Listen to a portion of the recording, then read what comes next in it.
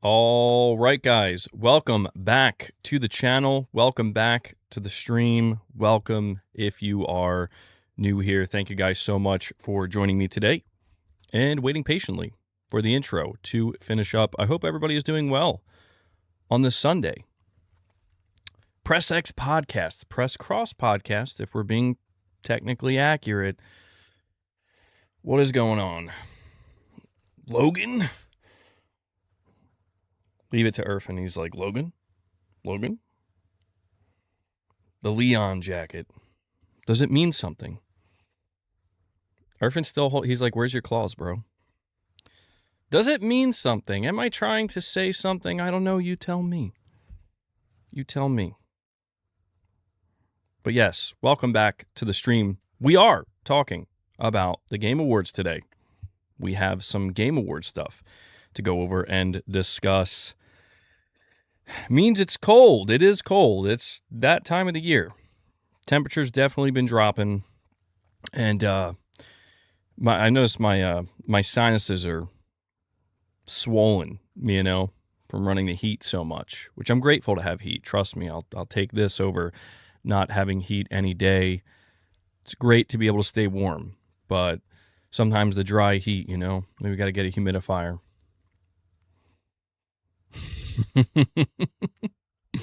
Either MBG is being overly suspenseful, or he has insider Capcom information. Who knows? Maybe I'm the one who put that new leak up today on the Gaming Leaks and Rumors subreddit, just to cause the chaos. Who knows? Who knows? Is that a Sony TV? Maybe it is. I'm glad you guys appreciate the jacket, though. Oh, looking like Arthur Morgan from Red Dead 2. Well, safe to say I'll stay warm today. But yes, welcome back to the channel, guys. We have some interesting topics to go over and discuss today. Come on, Dirch. Well, Dirch. That's amazing, Dirch, instead of Dutch. Red Dead 2 at the Game Awards. Red Dead 3. Right, we're going to get Red Dead 3 before GTA 6. Uh-oh. Well, yeah, let me give you guys a rundown of the topics that we're going to be discussing today. We are going to be talking about a new PlayStation 6 handheld leak, or a bit of a follow-up, I guess you could say. We've been talking about the PlayStation 6 handheld, and we're getting some more information from behind the scenes on what's going on with this. So we're going to cover that. We're also going to be talking about PlayStation during Black Friday and how the PS5 has cleaned up, man. I'm a little bit surprised at just how well the PS5 did. So we're going to talk about that. But also, Xbox has... I almost just said Xbox is shit, bro. Oh, my God. I need to back up a minute. Back up for a second. You love the sofa look? Yeah, I'm going for the cozy vibe, But Boss has actually been appreciating it. I saw some people asking. Some people were asking. They were like, how does Boss feel about not having his cat tower anymore? The cat tower's still in here. It's over there. So he still has access to a cat tower, but he actually prefers this sofa more. He always sleeps on this thing, so I think he actually likes it better than the cat tower we had. But Delwyn's like, you're just speaking facts, my boy. Yeah, I meant to say, though, Xbox is shit. No, Xbox has hit a new low. I was genuinely surprised when I saw this because there was a different console. Xbox came in 4th place, and I'm like, what? I'm like, I know they weren't going to do well because they didn't put their console on sale for Black Friday, but there was a fourth console that just kind of came out of nowhere and somehow outsold Xbox, which is very sad. I'm going to be honest. It's like, wow, this is okay. All right, here we are. The data is horrific. It is. It's quite sad. But we'll cover that. I want to be more focused on the fact that Sony is still doing well with the PlayStation. I think there's been a lot of doubt around the console and in the console space, and a lot of people thinking that because of what's been happening with Microsoft and just generally speaking what's been going on across the industry, that, and it's understandable, like maybe Sony's going to suffer a similar fate, or it's going to be there's going to be a massive decline for PlayStation, but at least for now, it seems like the PS5 is still going very strong, man, and it's not slowing down. So we're going to talk about that, go over that data. We're also going to be talking more about some video game award teasers, and just some rumors. So we're going to cover this stuff in today's episode of Press X Podcast. So guys, before we dive into it, a couple of things. First and foremost, do me a favor, okay? If you enjoy the podcast, if you enjoy the streams, take a moment, hit that like button, okay? Hitting a like button lets me know you guys enjoy the streams, and it helps more than you know. It helps with YouTube's algorithm. It pushes the streams out there. So just take a moment, hit that like button. We'll see if we can bump that up to 50 likes. And if you want to support the channel directly, there are a couple of ways you can do this. We are completely fan-funded. I can only host these streams and run this channel because you guys make it possible. So you can become a channel member, gain access to some exclusive perks, including the Members Lounge, as well as Morning with the Misses. It's members-only content you gain access to. You can gift memberships. If we hit 25 today, we'll feed Boss a couple of treats. You can also drop a super chat or a direct donation. These are all ways in which you can support the channel, okay? And everything helps. So thank you guys for that. Yeah, I saw that, Irfan, and I'll probably cover that tomorrow because I was a little bit late to that when I was setting this up. But yeah, it's always cool to hear what Kojima has to say about his upcoming projects. Thank you, JMR. Yeah, I'm glad you guys appreciate the jacket. I don't get to break it out too often, but I think there's a good reason to break it out today. Anyway, don't want to linger on that too much. Saying Microsoft doesn't make appealing games for a bigger audience. You like their games, but it is what it is. Best podcast in history. Wow. Radic. That's some high praise, dude. I appreciate it. That's some high praise, man. Yo, Irfan, I know you're on Reddit a lot. Did you see the Gaming Leaks and Rumors subreddit? Do you see the meltdown that's happening over there right now? Because of Resident Evil. It's pretty funny, dude. I was getting a kick out of it. I'm like, okay, this is all right. This is it.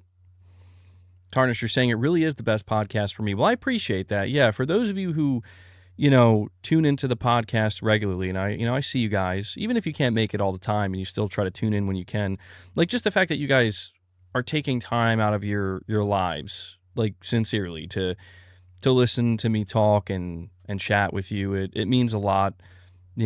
As far as we know, we don't get our time back. So the fact that you're willing to spend it here and hang with me is, very humbling, and I appreciate it, really. Thank you. I love you guys too. We're getting all emotional before we even get to the first topic. Well, the first topic, I'm actually going to be talking about the PlayStation 6 Handheld. I want to go over this with you because this is once again coming from a good source, okay? This is coming from Moore's Law is Dead. He's been a really good source, probably, I would say the only source these days for PlayStation 6 information, which is surprising because normally there's like a couple of sources in rotation, but when it comes to anything regarding the PlayStation 6, the PlayStation 6 Handheld, the home console, Moore's Law is Dead, I think his name is Tom. I think that's what his name is. He's been on it, man. So all credit to him. We just talked about what he leaked regarding PSSR 2.0 and how that's coming early next year, and it's going to be massive. Like, apparently PSSR 2.0 is going to be a huge, huge improvement to PSSR as it is, and we should see some pretty significant results, which is very exciting to me. Very, very exciting. But he also talked about the PS6 handheld, and he got some information from a developer. Sony is apparently sending out some new documentation, and there's something particularly interesting that I want to highlight that we're learning as well. I'm going to see if I can bring the image up, though. Hold on one second. I thought I had it ready to go. You know how it is here, guys. Okay, here we go. Whoa. Okay. That's way too enhanced. Hold on. Why does it do that? It's like taking up. All right, so I guess I'll put it here. I think it'll fit there.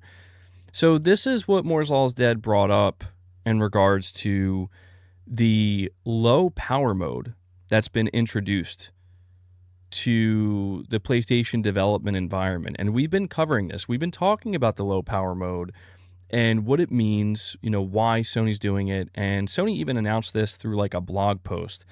And right now, Sony's whole approach with it is, it's for the environment.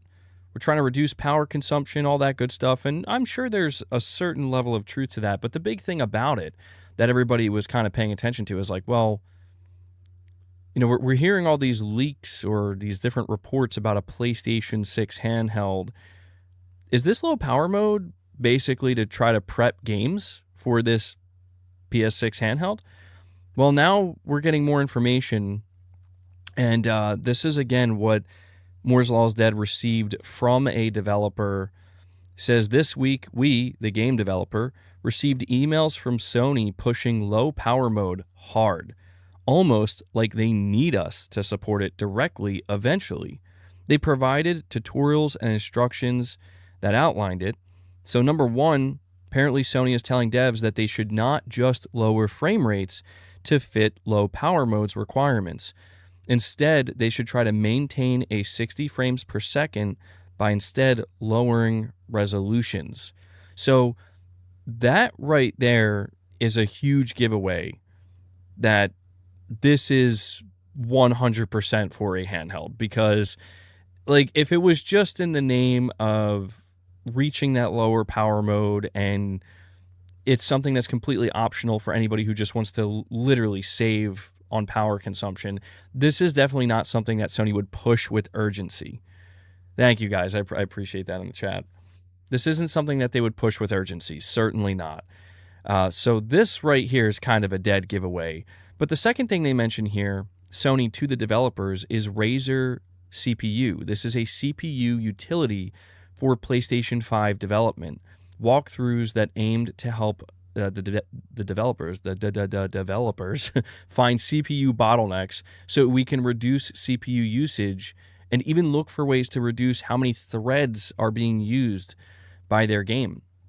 So this is also very significant because Sony is now, they're really trying to guide developers and like, hey, we notice you're not using the low power mode, and maybe that's because you don't know what to do or what you should be focused on. Are you good, boss? Why are you doing that? And Sony's like, here you go. You got to use the Razer CPU, development utility or whatever, and it's just like, okay. But the last part here, to me, this is the most interesting part. Okay, they say it is becoming glaringly obvious that the low power mode is a Trojan horse for getting the PlayStation 6 handheld, getting support for it ready before it launches. And they honestly seemed a bit annoyed at how few developers are directly supporting it so far, which is so funny to me. Like, Sony, how can you be annoyed at this? And I think we're looking at a situation with this that if it's not, I think Sony's going to wait and watch and see if this changes anything and see if more devs start to use low power mode. And if it doesn't, I think Sony's going to be forced to inform developers about the PlayStation 6 handheld earlier than they thought they would.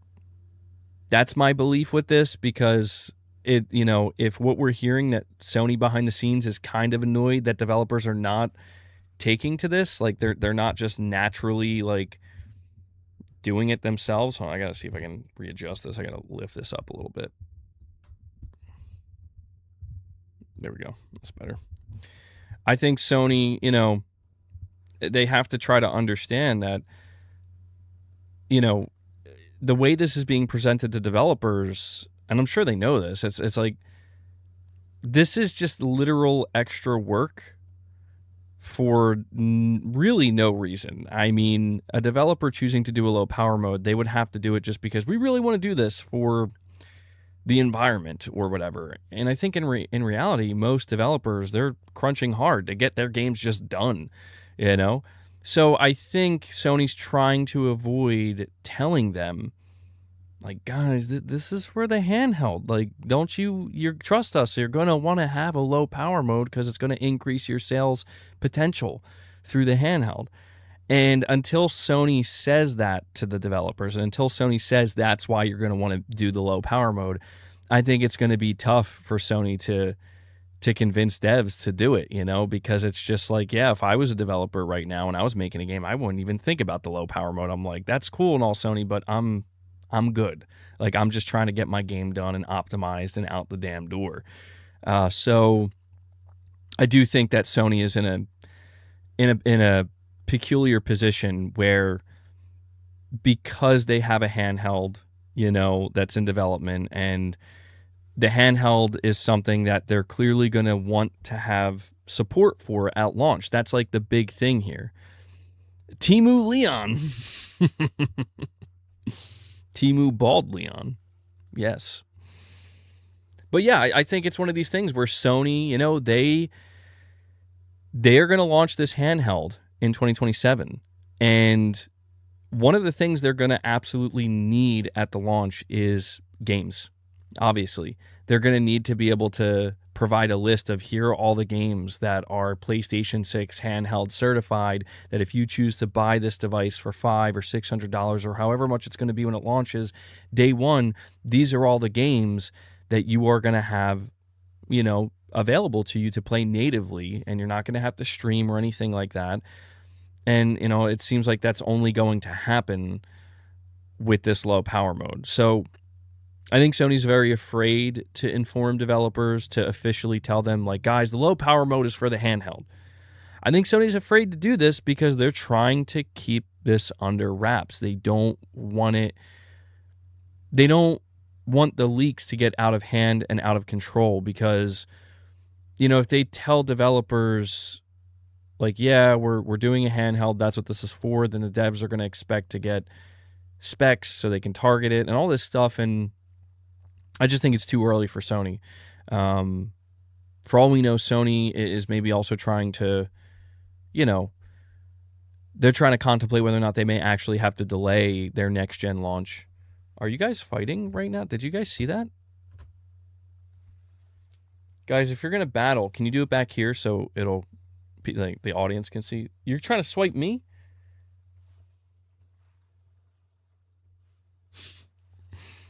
Luna and Boss are battling for the sofa right now.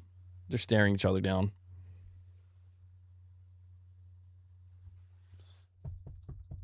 Come on. Please, Luna, please don't attack me. I'm not doing anything to you. She's really nervous right now. Are you trying to be Wolverine, Joel, or Leon? I'll let you decide, Mini Tom. I'll let you decide. Yeah, I'm not gonna say anything about that because, well, I'm just gonna let people think what they want, but it's not,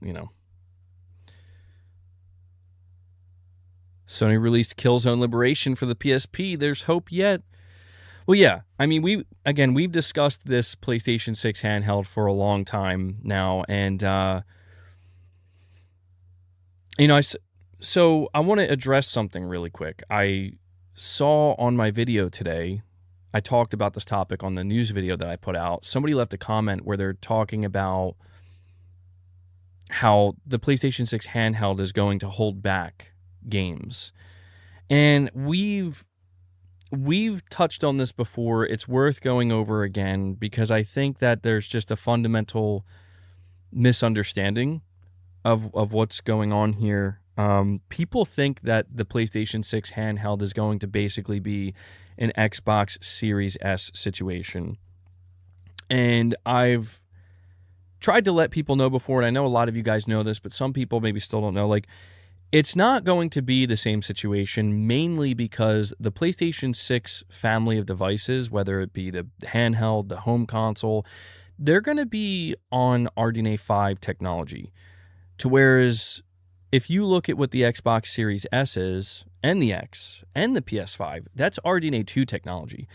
And the biggest difference here between these technologies that people need to try to understand, because I'm not the most well-versed when it comes to the technicality of it all, but just my understanding of it is that RDNA 2 technology, it is not necessarily software-based, if that makes sense.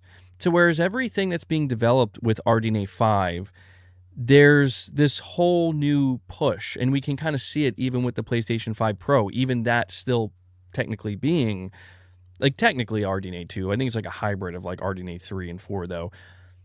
You can see how something like PSSR and with AMD FSR, like, these are technologies that are not, they're not really, I guess you could say, as constrained and as confined as, like, okay, here's the GPU, it's based on RDNA 2 technology, and here's like the hard limit.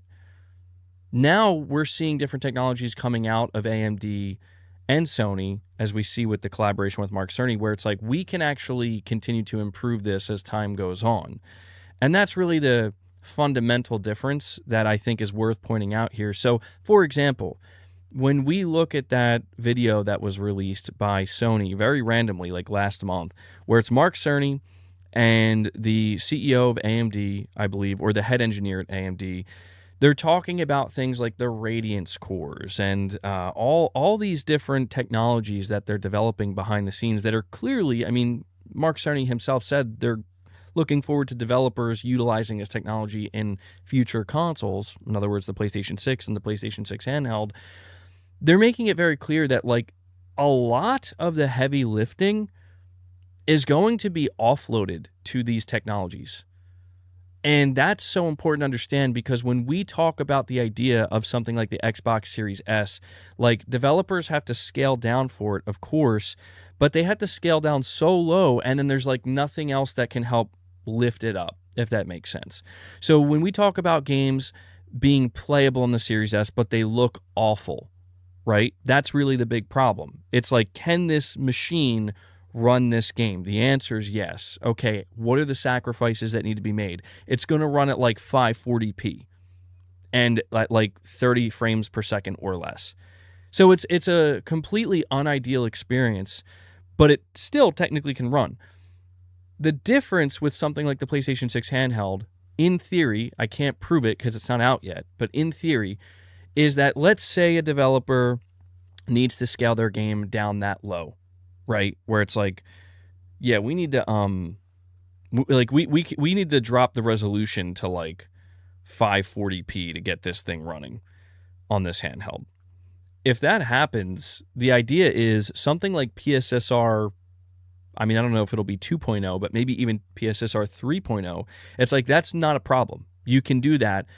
Implement PSSR 3.0, that will raise it to where it can reach like 1080p or even 1440p, or in some cases, maybe even 4K. Like, it'll look just as good as if it were running at a native 1440p resolution. And that's kind of the whole idea, but that's going to be taken a couple steps further, even with things like what they're trying to do here with the CPU. Like, they have a CPU utility, you know, Razer CPU, where they're trying to help developers like basically align their games at 60 frames per second with, you know, with the I guess you could say the specs that the PS6 handheld are going to be targeting. Now, again, the concern that people have is a valid one. I'm not saying it's not valid. Like, I think there is some level of concern that there could be. Really, Luna, are you serious? I love my cats. The concern, I think, with the handheld and the idea of it holding things back, I think it's a valid one. It's totally valid because, there's no guarantee that it's going to work out this way. It's clear that developers have to put in the effort, and not only do they have to put in the effort, but they have to leverage these upcoming technologies. And if a lot of developers are not willing to do that and they're like, we're just going to do the bare minimum, then yeah, we could see situations where it's like, in order for this game to run on the handheld, there's going to be compromises to a degree that we've seen with the Series S, where it's like, this is horrible. Who even wants to deal with this? But you see the way developers kind of support things like the Steam Deck right now, right? And we know that developers are also going to be targeting things like the Switch 2. I don't think it's going to be a problem. I really don't. Knowing that these third-party games are already going to be targeting something like the Switch 2, more than likely, and also the PS5 for that matter, because the PS5 is not going anywhere either. We know cross-gen is going to be sticking around for a long time. I don't think it's going to be as big of a deal as people think it is. I think scalability in the way it's been known, I think it's going to be changing somewhat with the upcoming. I mean, Mark Cerny himself, he said that the technologies that they're developing for the PlayStation 6 in collaboration with AMD in RDNA 5 technology, he said himself, this is a full step change, not a half step. This is a full step change. And it seems pretty clear that these technologies are going to have a massive impact once developers get their hands on them and start utilizing and leveraging them for the games. They're going to have a pretty big impact. That's the idea here. This is not the promise of like a super fast SSD.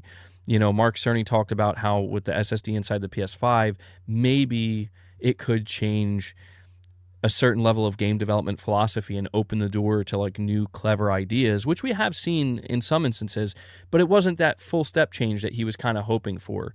The way they're talking about this upcoming technology for games and how much overhead it's going to save and how much heavy lifting it's going to do, where devs are going to have, you think about something like the home PS6 console, devs are going to have so much overhead. It's like, how far can we take this? What if we do want to make a PS6 only game? What are we going to be able to do with all this technology? What if we do want to have our game run at 1080p 60 frames per second on this handheld? How do we leverage these upcoming technologies to make that happen?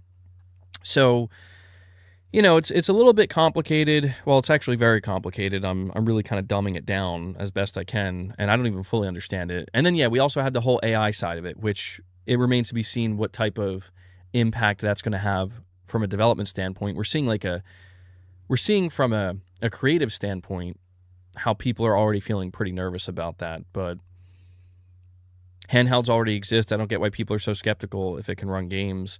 Well, I think it's a lot of times people look at the Series S, like I said, and they're very worried about Sony putting themselves in a similar situation where, it's like, oh, great, we're going to have to deal with that. And it's like, well, not. The idea about the Series S that I've tried to convey is that it happened too soon.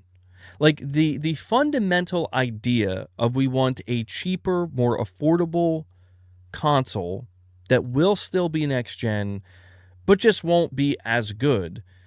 The fundamental idea is not flawed. It was the execution in a sense of, how's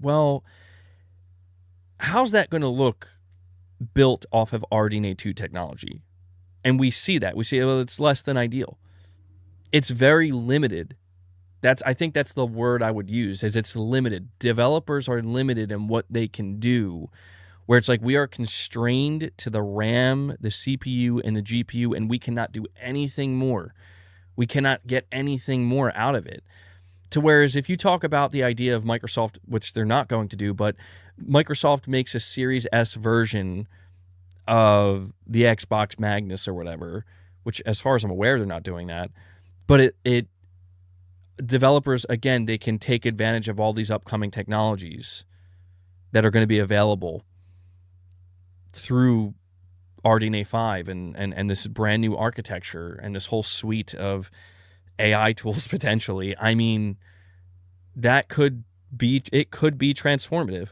And that's true. Some devs are lazy. I don't even know if it's called. I don't even know if it's pure laziness, but it just might be. They're maybe a lot of devs are just too constrained. They're like, we don't have the bandwidth for all this. But there's a lot going on behind the scenes with AMD and these upcoming technologies. And I'm not trying to hype it up or anything. I'm just trying to say that I think now might actually be the right time.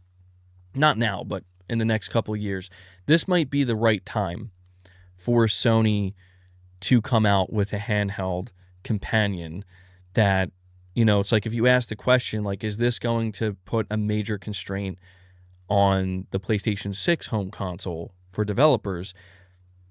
Well, we also haven't really touched upon the fact that something that's really interesting to me about this leaked documentation from Moore's Law is Dead is he said that Sony seems kind of annoyed that developers are not making, low power modes for their games.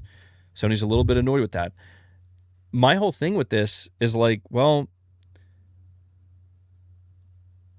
it seems obvious to me that Sony does not want to mandate something like this. Sony doesn't want to come out and force developers and say you need to make your game it has to work. If you're making a AAA video game for the PlayStation 6, it's got to be compatible with the PlayStation 6 handheld. I don't think Sony wants to do that, and that would be, I think, that would be a tough situation because, if they do that, then they are very close to that Series S scenario where it's like, well, if developers are having a harder time than you thought, because maybe this technology isn't, they're having trouble wrapping their heads around it, or it's just not something they want to use right now, whatever the reason might be, trying to force their way, into getting games up and running on the PlayStation 6 handheld, that could be detrimental. And I think Sony wants to avoid that. I still believe that fundamentally, I don't have proof of this,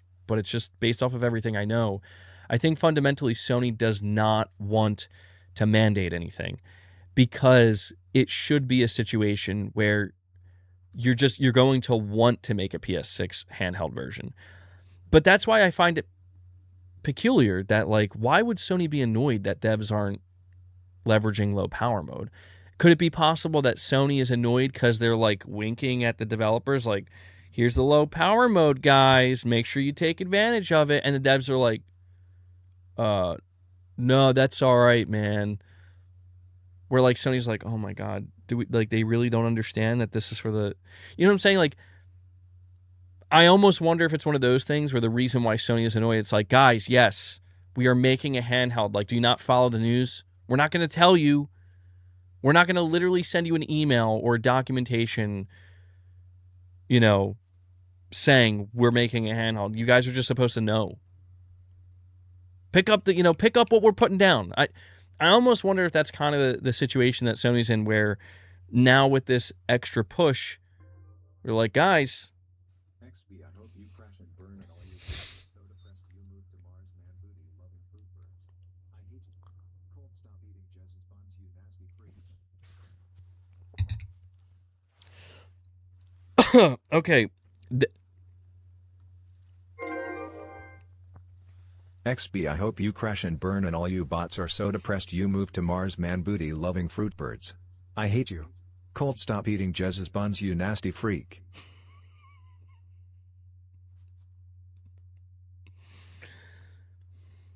Rich, thank you, man. The mic is good. What did you change? I had to mess with the EQ settings a little bit, but this won't. Hold on, I'm having trouble with my stand though.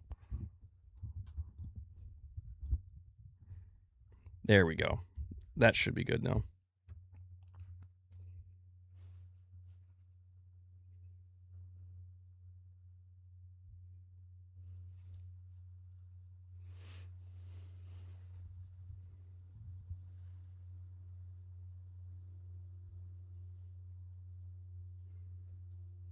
Sorry, I'm just so thrown off by Rich's message, man. Like, well, Rich, I'm glad you're here, and I'm glad you're just never change, Rich. Never change. RichRod tax is in full effect now, though, guys. We need 5 memberships for that message he sent. But yeah, Luxbase, I'm glad the mic sounds good. I just had to mess with the EQ settings a little bit, or quite a bit, actually. No, I don't follow that, Irfan. No, I'm not into it. Sorry. MBG, I think Capcom and Square are already making their games work.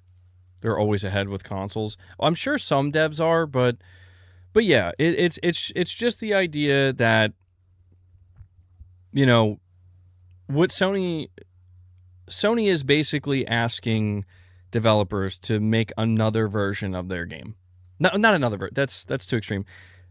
But like, it's almost like having a third console. It's like, look, we have the PS5 development environment. We have the PS5 Pro dev environment, and now we have the low power mode development environment, which aka the handheld development environment.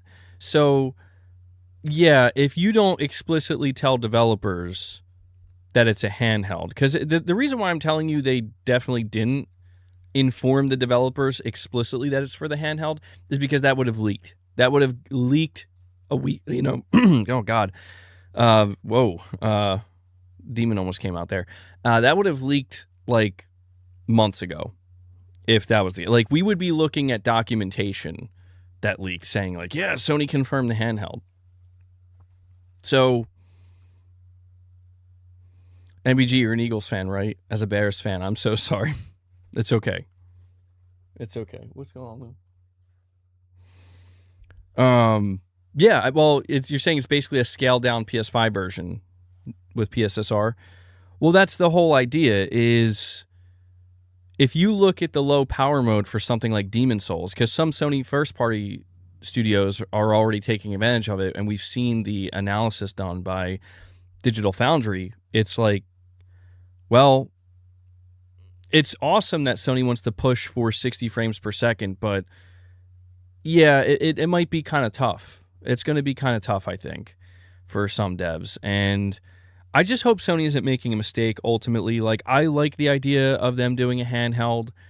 I like the idea of them trying to get involved in the space, but there is a level of risk here. And I think the only way Sony feels as though they can truly mitigate that risk, where, like, let's just say this is a horrible idea. I've been talking about it very positively, how I think it could be a nice wild card for them, and, you know, more and more people are getting on board with handhelds. And, you know, I've been kind of looking at the upside of it, but let's look at the potential downside just so we're evaluating the entire landscape here and not kind of picking and choosing what we want to believe, right? It was actually my father's, Ray. This was his jacket. Yeah, he passed it down to me. So it's held up really nice. I mean, you can tell it's a little worn, but yeah, it's a nice jacket.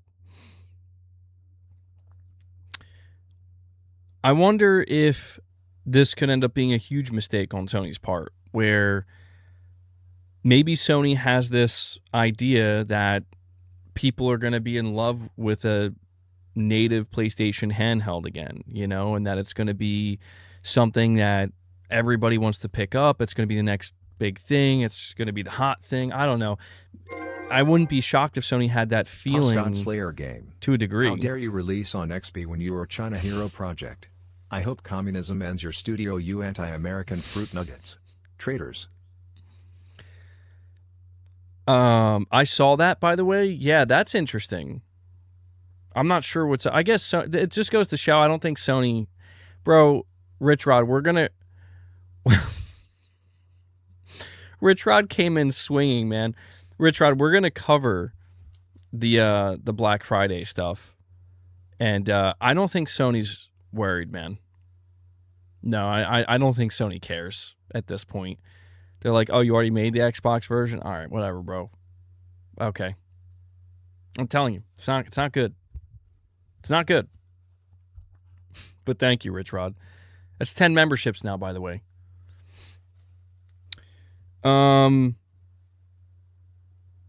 So why isn't it good? We'll talk about it. It's the next topic in line. But the downside to Sony doing a native PlayStation 6 handheld is it's not widely adopted. That it doesn't do well sales-wise because it turns out that no, people just want the home console. People are either okay with the PS5, the PS5 Pro, or they want the PS6 home console, not the handheld. Or it could just be that devs are struggling to really get good performance for their games, and maybe it becomes too difficult. There's just a myriad of things that could go wrong for Sony here. However, I do think there is one factor that would mitigate that risk, and that factor is whether or not they're going to mandate it. And I think Sony has a really tough decision to make going into the launch of this handheld, where it's like, if you don't mandate that developers support this, then that means anybody you're asking to spend $500 or $600, they might be shit out of luck, where it's like, yeah, you may or may not get games that run natively. You'll just have to find out. That's going to hurt sales, where it's like, I don't think people are going to be diving into that knowing that they're not sure. But it would also make it so that if it didn't work out well for them, it won't hurt the PS6 because it will still kind of be separate, where it's like, all right, this thing's kind of a failure. We're not going to worry about it, and it's not going to have any negative impact on our PS6 home console, The jacket is making people crush on me. Yeah, I got to start dressing up, I got to start dressing up better for my streams. I know Microsoft required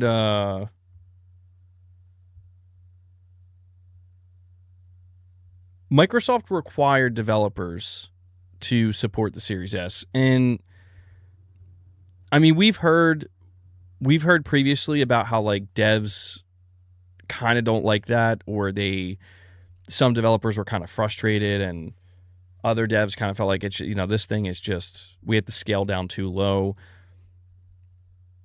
Again, I think right now it's really difficult to determine, even when we're talking about leaks that are coming from developers, because again, Sony, as far as I am aware, Sony has not knocked on the developer's door and said, here's the PlayStation 6 handheld.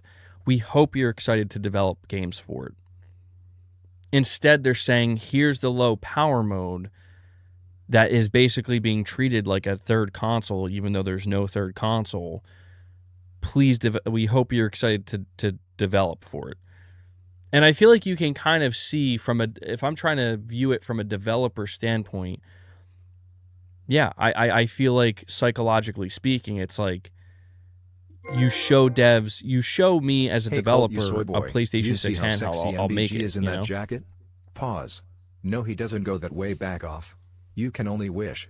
Go swish on Chubb's Jazz Soy Boy. Oh my God, Rich is becoming a little bit too unhinged.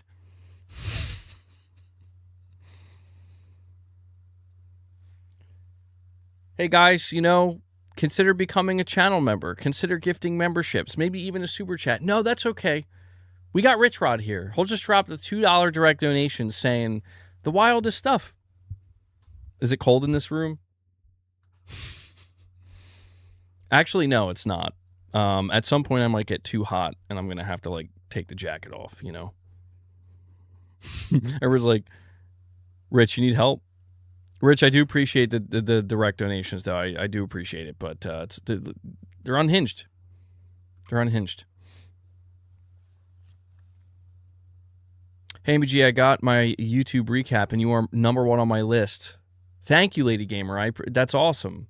I love to hear that. Yeah, appreciate all you guys who were, viewing the content, viewing the streams, the videos. Luna, what are you doing? Hey.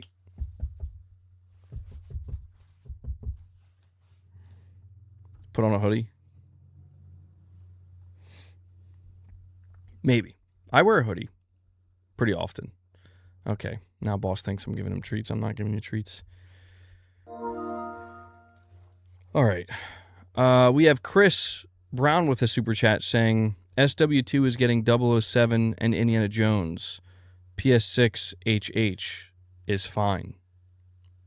Well, see, that's another thing, too. It's exactly what you're saying, Chris. I think one of the reasons why Sony feels as though they have to do a PlayStation 6 handheld and they have to, like, have something here, I think one of the reasons is the Switch 2. Because what you're saying is absolutely true. These are massive AAA third-party games that are automatically going to be on the PS5, obviously, right?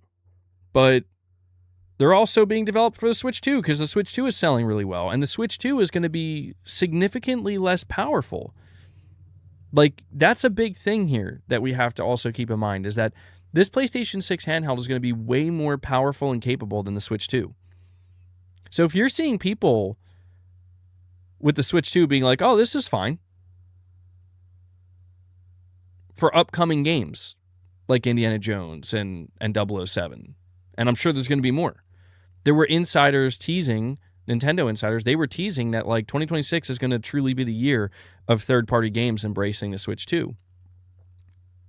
So, yeah, if I'm Sony, I'm like, well, shit, man, why don't we have something? You know, like if devs are going to be making these lower SKU versions for handhelds already, like the Switch 2, and we put out an even more powerful handheld that technically should be even easier to develop for, because again, it's going to be based off of RDNA 5 technology. Boss, can I help you, man? All right, come on. Come on. Come on, bro.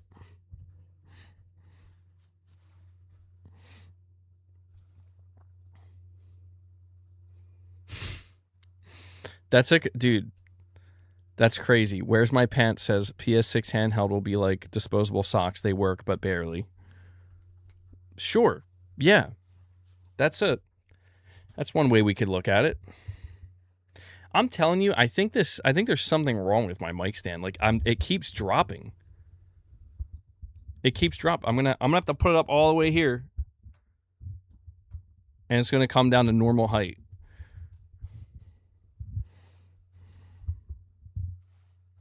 All right, that should be good. Yeah, I don't know what's going on. It's called gravity. Hey, boss. What do you think you're doing? I know, Shems, why you always got... You're snarky. You're snarky, Shems.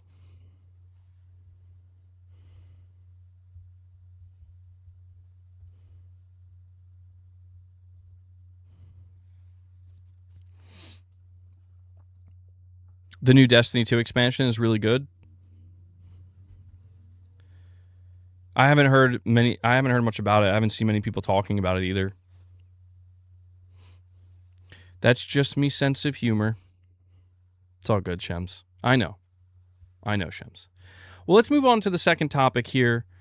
We are going to discuss PlayStation during Black Friday. And man, the results are quite shocking. Brace yourselves. You might not be ready. GameStation News, you're saying, ABG, bro, your setup is awesome. Really enjoy the TV, side camera angle, etc. Very nice, bro. Well, thank you. Thank you, GameStation. I appreciate that. Yeah, a lot of effort went into it. So I'm glad you enjoy it.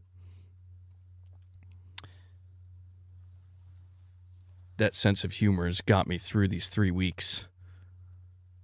I'm glad to hear that, Hanzo. Is that a duck? No, that's a goose. That's Herman Hunk. Yeah. If you tuned in to Morning with the Misses, you would know. That's Herman Hunk. Anyway.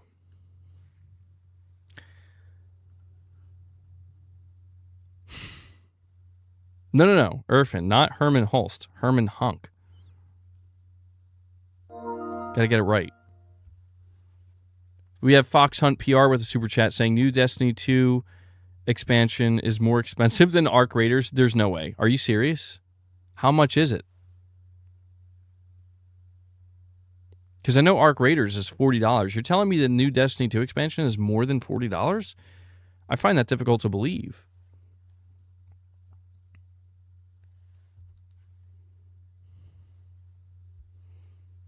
That's crazy. That's actually sad. I mean, Why? Why would they charge that much? Oh, yeah, because of the Star Wars tax.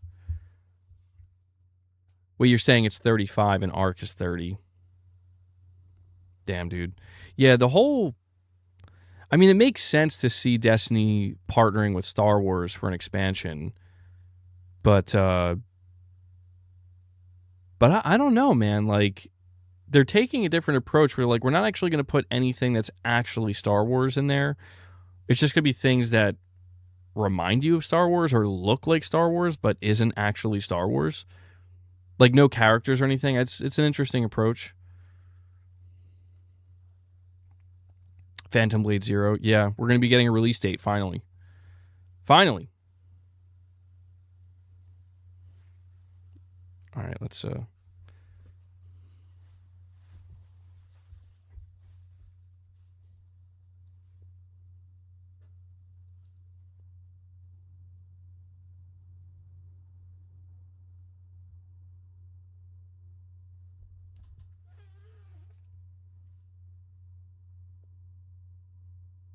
uh-oh.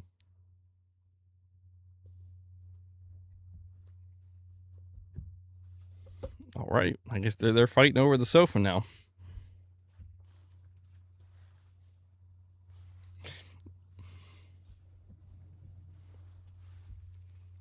I'm trying to show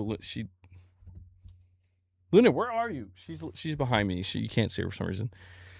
Yeah, the cats. They're being weird today. No, surprisingly, Irfan, I've had the sofa for a while, and the cats have been good on it. Like, they haven't scratched it or anything, really. Can't say the same about other pieces of furniture in the house, but I don't know. I guess this sofa is not very scratchable. Because you know how cats are. They like to find certain pieces of furniture like, this is my go-to. I don't know what it is that they're doing with their claws, but I guess it feels good to them. We have, like, scratching posts for them and whatnot, but now this is entertainment. Yeah, I'm curious to see if Luna comes back.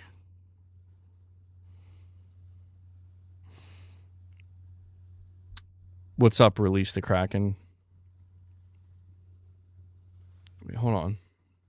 That's weird. It's not showing me.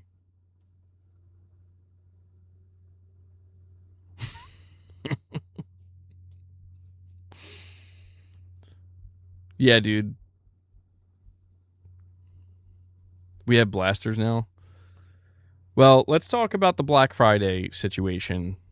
Let's start with the US.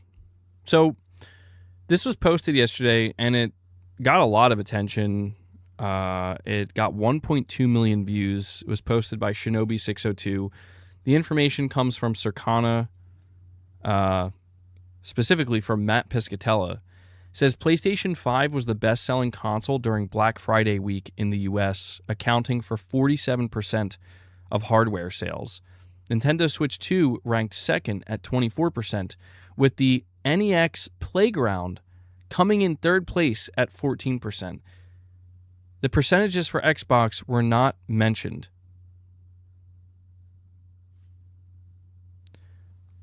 Holy shit, dude. That is crazy. Like, dude, that is crazy. I never thought I would see the day where I'm learning about a random console that I didn't even know existed now taking the third place, where Xbox usually would be. In past years, Xbox sometimes would come out number 1 or even number 2. And and you're right, that's in the US, so that's Microsoft's home territory, man. That's wild. Absolutely wild. Sean, what's up, man? I'm doing well. I'm glad you like it. Yeah, everybody seems to like the jacket. It's me informing. I'm trying to let everybody know. It's because Leon's coming to Resident Evil 9, okay? The reveal's coming this Thursday. I saw the trailer, and that's what I'm trying to tell you. So be excited. I'm just kidding. Please, God, don't hang on my words. Somebody's gonna hang on my words, and then when Leon's not shown, they're like, MBG, I believed you. I trusted you. Loud breathing. Mr. B, it's so funny. It's so funny. Dude, if that's true, it's going to be the funniest thing ever. I'm not going to talk about the leaks because there's like this major leak that I'm pretty sure is fake. I'm fairly certain it's fake. But there's this big leak going around with Resident Evil that people are melting down, and I'm like, this is amazing. Like, part of me hopes it's true just because the meltdown will be legendary if it's true. But, yeah. Big Noids says, and Phil Spencer still has a job. I don't know how. He sure does. He sure does. Fox Hunt PR says, when will people stop being surprised? Xbox hardware is done. I think it's just we have to still go through the motions. Like, I'm not going to lie, man. It's not surprising to me, but it's just depressing. That's what it is. Where I'm like, bro, what the hell even is the next Playground? I've never heard of this thing in my life. Apparently, it's like a $250 console that comes with I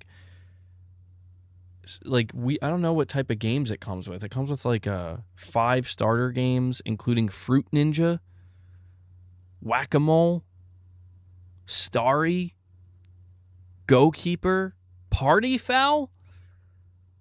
I mean, it's definitely for little kids. It's a small little box. I've never heard of it. It outsold Xbox during Black Friday, man. It's sad. And I think what just makes it sad to a degree is that, I'm with you on this, Fox Hunt PR, where it's like, I knew for a little while now that Microsoft was pretty much done in the Xbox hardware space. And I think for some people seeing something like this, I think this is what kind of needed to be the thing that pushed them over the edge to be like, oh.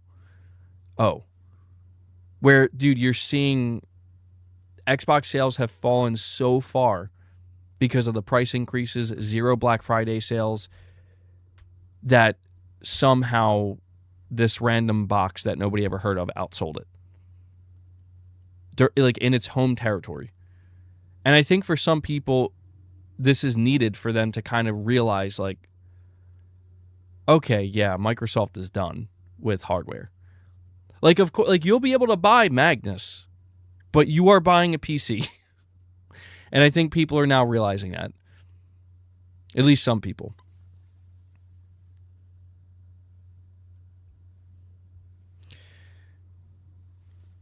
Oh, yeah, before we continue on here, guys, by the way, make sure you're continuing to hit that like button. I see that we're at 87 likes, so we're very close to 100. Make sure you're hitting that like button. It helps the streams. And, it's slow going for the members today, guys. Got 0. We're looking at a big fat 0. RichRod dropped 3 direct donations. The RichRod tax is in full effect. We're going to need 15 memberships at some point, the very least. So, yeah, consider becoming a member. Appreciate the super chats. Appreciate all the support. Next year's Xbox's year, MBG. We all know that. Software-wise, maybe. Maybe.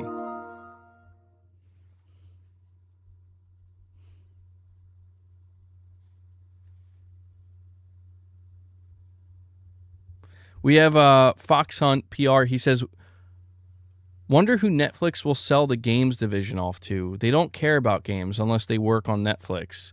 Everything they do is only for subs. I was talking about that, but I think you're right about the idea of they only care about the games if they work on Netflix. I'm not sure. I don't think they're going to sell it off. I think they're going to try to make it work, and maybe if it doesn't work in the way that they hoped it would, then they'll sell it off. But who they would sell it to? I mean, Microsoft is always looking to buy. Microsoft is more publisher now than ever. I could see Microsoft wanting to get involved. If not that, I mean, I've talked about how Sony would be a good fit, I think, for some of these studios and some of these games. I think Sony would love to have a studio like Avalanche and somehow... But here's the thing, though. Netflix is going to own the IP still. And Shems comes in. Shems is like, MBG, I'm feeling bad for you, man. We only got 0 members. I'll be the first 5. Well, Shems, I do appreciate that, buddy. He's like, here's 5 memberships for having to put up with my snark. Good stuff, man. Thank you. Appreciate it. I'll add that to the counter. Thank you so much. Yeah, so there you go. One of Rich's direct donations is covered. Rich, I know you hear me. You got to drop that 10 bomb. Oh, let me, why is, there we go. All right. Thank you, Shems. He says, you earn it for that jacket. Well, thank you. Thank you. Yeah, everybody likes the jacket. This is just going to have to be my jacket now. I'm going to have to wear it every stream. I don't think I can wear it every stream, but. And Fox Hunt PR says, MBG, you don't know them. They want to stop putting films in theaters and don't make Blu-rays. They want you on their platform. No other options. Yeah. So I've been looking a little bit into Netflix lately because a lot of people were telling me, like, man, Netflix getting WB is bad. And I saw people making videos about what it means for physical media. I've read things in the past about what they're doing with movies and movie theaters and releasing films in theaters, and it is depressing because they do seem to very much be exactly what you're describing, where they just want people on their platform no matter the cost, and they don't want anything. Like, they just want total control. And it's crazy to think that you're talking about the same company that started out literally mailing DVDs to people. That's crazy to me to see where, like, how far they've fallen in that sense, where now they're like against physical media seemingly. But my whole thing about, as you mentioned, like but selling their gaming division, selling their studios. They have a lot of talented developers. The thing about it is whoever buys them, they're still going to have to license the IP. So I think, unfortunately, and I hate to say this, it's really depressing. I think it's more likely that some of these studios, depending on how Netflix wants to handle gaming, Kojima, it's more likely they would MGSD get and like Godslayer all need to go bankrupt, become homeless, and have no means to feed their children. It's their fault and no one else's. Traitors. Bro. That's another Rich. What did I say? 10 memberships.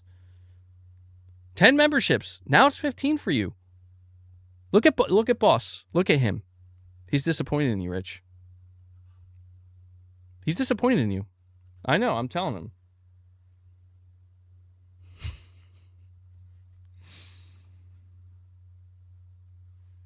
I think it's more likely that, unfortunately, some studios would end up getting shut down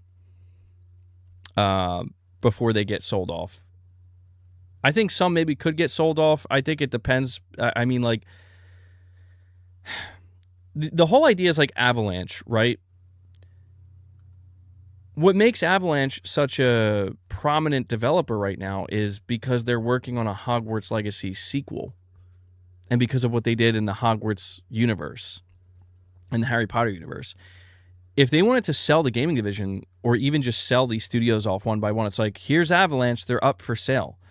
If Sony wanted to buy them, they would have to buy them knowing that, okay, so you're gonna license the Hogwarts Legacy IP, or the Harry Potter IP, so you can, make this game and sell it. But Sony's going to have to, who knows what that negotiation would look like? Who knows what that licensing fee would look like? We know how expensive the licensing fees are for Marvel. And it becomes like almost like a dangerous endeavor at that point for somebody like Sony. Like, they have to really hope it works out. And for something like Hogwarts Legacy, it probably would. But King Sam, you're saying HBO Max isn't available in the UK, so their stuff coming to Netflix would be great. I didn't know that. I didn't know that wasn't available in the UK. I saw that Paramount is considering a hostile takeover of WB.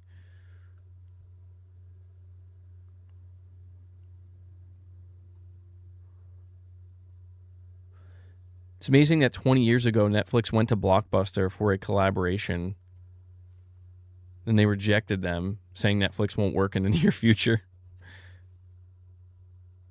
Boss is getting destructive over here.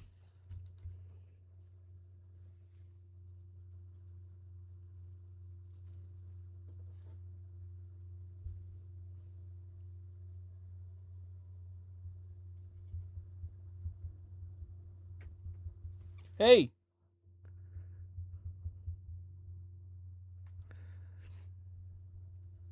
Yeah, dude, Irfan, I swear to God, if I end up on the Gaming Leaks Rumor subreddit because I'm wearing this jacket. Boss, stop. I'm sorry. Boss is extremely distracting. Stop that. He's trying to bite my, Come on, you're going to break that. He's getting really aggressive. He's trying to bite the entertainment center.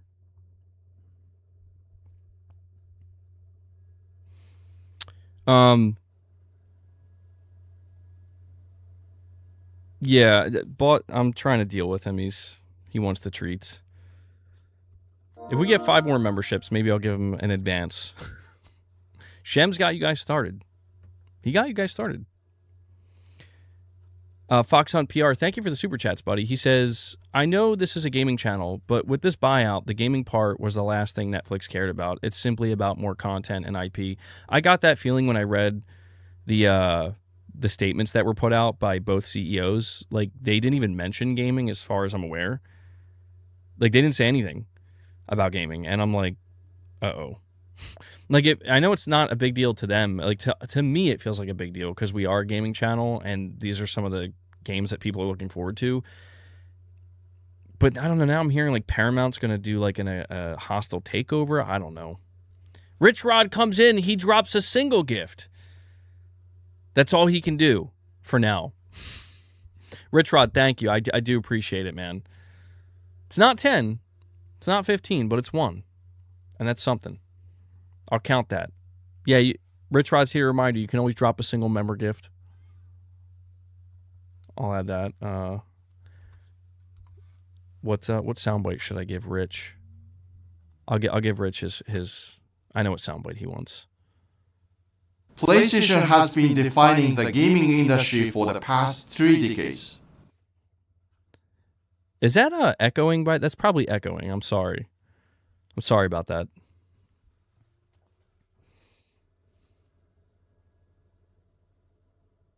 Remember that the art director for God of War 2018 and Ragnarok left Santa Monica Studios to work in the Netflix gaming division, and a couple of years later shut them down.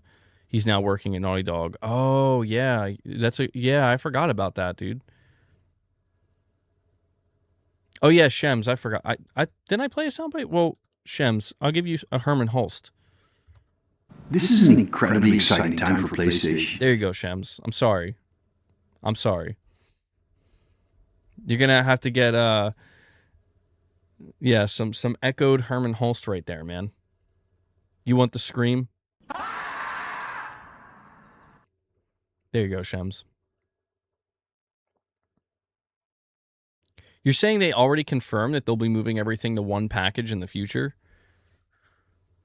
Did they confirm that already? You're talking about like Netflix and HBO in just one singular subscription? Dude, I went to go check how much it is to resubscribe to Netflix. $25 a month. I'm like, what? What happened, man? Like, what happened? I swear the last time I was subscribed to Netflix, it was like $16 a month or something. Or like $17. You're more concerned about how this will affect James Gunn? Yeah, I mean, I saw people calling for the Snyderverse to come back or whatever, and I'm like, I don't know. What do you think Netflix would? I don't think Netflix would do that. My assumption is with what they're doing over there, they'll probably just let that continue to be what it will be for now, anyway. But yeah, I mean, when it comes to studios like NetherRealm, Rocksteady, Avalanche, I mean, my only assumption is that Netflix will maybe try to do something with them, but if it doesn't work out, then they'll just be like, yeah, we got to sell this. We got to offload this. That's my guess. I think they'll at least try, but it's kind of like what you're saying, though, right? If their whole goal is we want to get people onto Netflix. Yo, King Sam's like, did you platinum Sekiro yet? I got that 50 bomb waiting for you. Nowhere, it's not even a thing, King Sam. I'm sorry. I would welcome the 50 bomb, but I don't think I can pay that price. I'm going to laugh when that statue that the Game Awards is teasing is Sekiro 2. Netflix can't do anything until 2030. Oh, they extended James Gunn's contract. Okay, I didn't know that. Yeah, I haven't been paying that close attention. I saw the new Superman, and I'm like, I don't get the hype. Like, it's not bad, but I'm like, I don't... It's okay. Like, I barely remember... I don't know. I didn't like it that much. Quiet, Irfan. King Sam's like, get it played, bro. Get it played. Yeah, people are thinking it's Bloodborne now. I don't think it's Bloodborne. I mean, yeah, they probably should have made Henry Cavill's Superman a little bit more cheerful, a little bit brighter. But I still think he was overall a better Superman in terms of, like, he felt more like Superman to me. But I also understand that, like, for a lot of people, he was too emo or too serious. And I get that. And I feel like this new Superman movie is kind of like the opposite. But my whole thing about the latest Superman movie was I just felt like he was getting his ass whooped constantly. That was my whole... Like, it just felt like he didn't seem that strong. He just seemed like he was getting whooped all the time. But I don't know. But I don't know. Maybe that's just how I perceive it. Maybe it's not how other people saw it. The movie theater near you announced it will be screening the Game Awards. They're already sold out. Wow. That's impressive. Yeah. I wonder what the viewership for the Game Awards is going to be this year, because it's been growing like every year. And it's really reached like a high water mark. Batman Begins had Batman as week too, right? Yeah, I guess so. I don't know, I guess I just feel different about Superman because it's like he's Superman. Like he's like indestructible practically. King Sam says, I like the Snyderverse. I want his Justice League 2 and 3 as Elseworld stories. Don't need the Snyderverse to replace Gunn's universe. I was like wondering if Netflix will be like, why not both? More content. More. I mean, it'd be kind of a smart move. Create competition directly with James Gunn and Zack Snyder. Which Superman, which Justice League movie is going to get, get the highest box. Well, I don't know. I guess will they still do movie theater releases with these movies now? I don't know, man. It's crazy, though. $82 billion.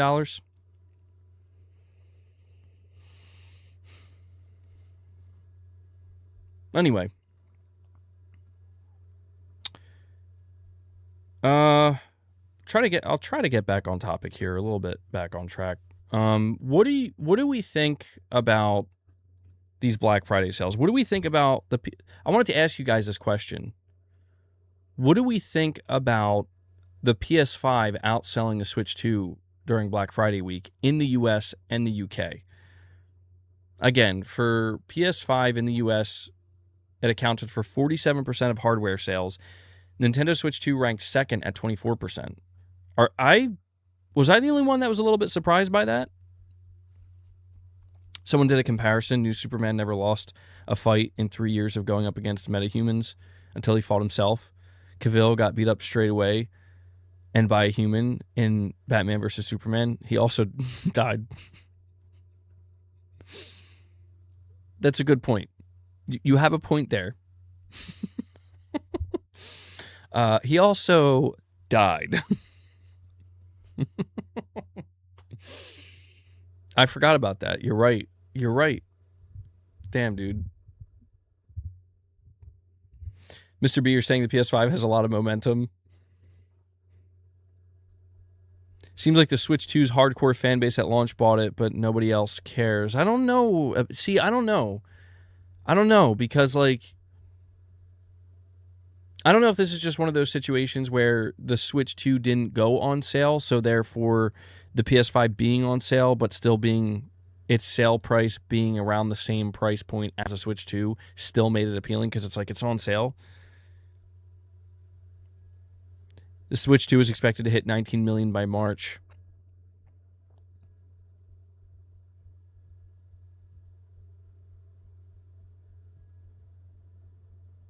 The PS5 was beating it prior to Black Friday the past few weeks. Yo, how much of a surprise would that be? I would be surprised if the Switch 2 just suddenly hit a wall, you know? I don't think it's hitting a wall, but, like, I don't know, man. I would have assumed that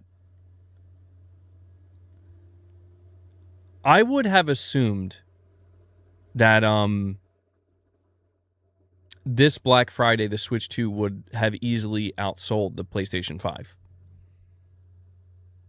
Unless Sony did something crazy where they're like, we're selling it for $300 or $350, which they did not do. And at the very least, I would have expected, let me rephrase this. At the very least, I would have expected they would have been like neck and neck.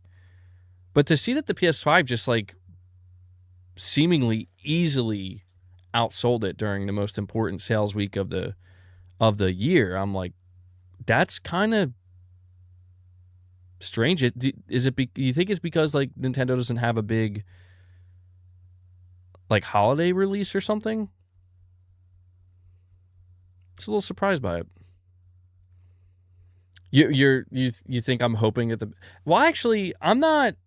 To be honest, I'm not really worried if the Switch were to outsell... I'm expecting the Switch to outsell the PS5. I think Sony, they're the ones very much like, Switch slowdown, huh? I think Sony cares a lot about Nintendo selling more hardware than them. Even just from a perception point of view of like, you know, it's like when people talk about the PS4 and the Xbox One, it's like, well, the Switch still won. You know, the Switch still outsold both. I think that kind of like annoys Sony a little bit. But from my perspective, I'm just more fascinated by the idea of the Switch 2 slowing down. Because here's what I know about the Switch 2. It's got a lot of haters. And I've come across so much Switch 2 hate content that I can never tell. I'm like, I don't understand where this is coming from, and I don't pay that much attention. But I just find it peculiar that like so many, that's a word I keep using, peculiar, so many people seem to have a problem with Nintendo and the Switch 2. If I cared enough, I'd look deeper into it, but I don't, because I'm not a Switch 2 player. I'm not a Nintendo player, but I always kind of wondered when looking at that, like, is this going to be one of those situations where there's like people projecting what they want to see, where it's like they want to see the Switch 2 fail, they want to see it slow down, they want to see it struggle, but it's going to be the exact opposite because that's seemingly what we've been witnessing. Or, you know, I've seen a lot of people say that, like, no, the slowdown's going to happen, man. The slowdown's going to happen. And I'm like, well, maybe. I don't know. I'm not sure. Fox Hunt, you're saying, say it now, PS5 will outsell Switch 2 over a lifetime.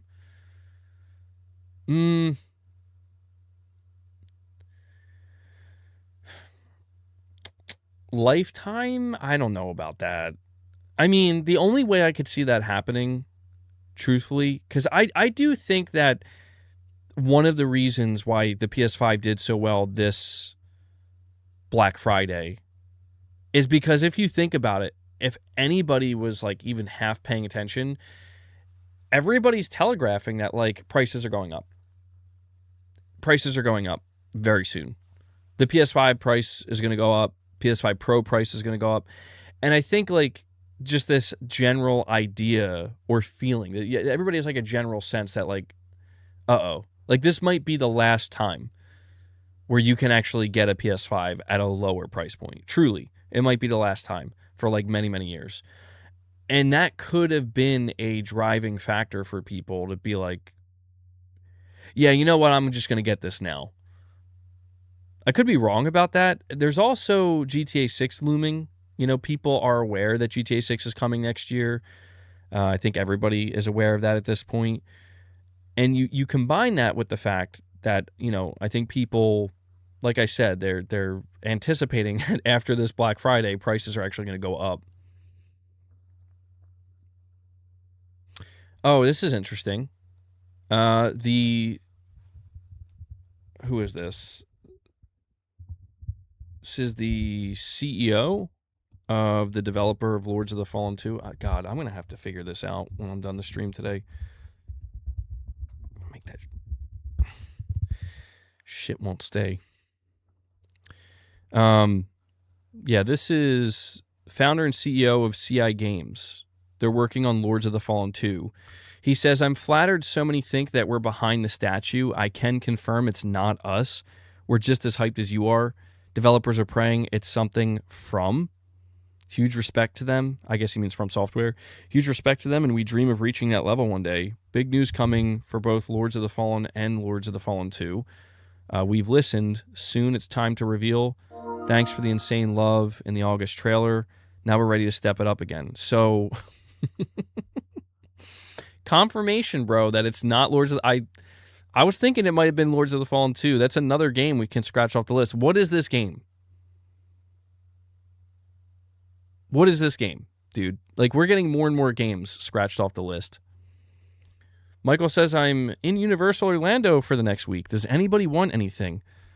Yes, Michael, I would like to request a 20 bomb for the channel. Thanks, Michael. Fox Hunt PR says PS4 people are finally switching over. At some point, 140 million Switch users will switch over to the Switch 2. Oh, I see what you did there. In a year or two, they will have a big sales jump.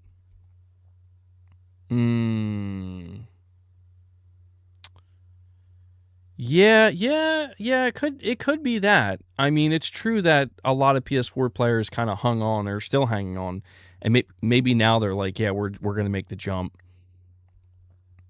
I mean, look, Mrs. MBG, she likes Nintendo, but she's not like that into Nintendo. There's really like one game she's waiting for, the next Animal Crossing, and that's one of those things where like she would buy that immediately if Animal Crossing was announced for it, or like the second one.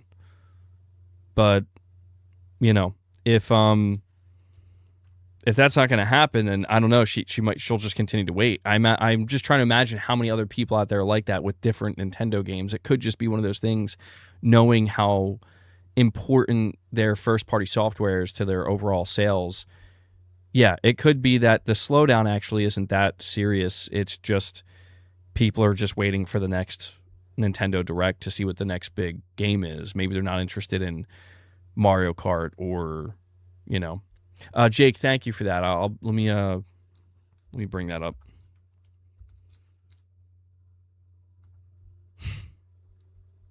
Dude, I don't think this is real.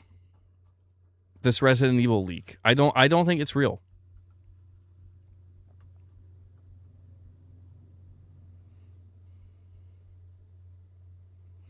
Michael says, I'm not sure what that is, but I'll look. Thanks, Michael. What's the weather like down there? It's like 41 degrees where I am.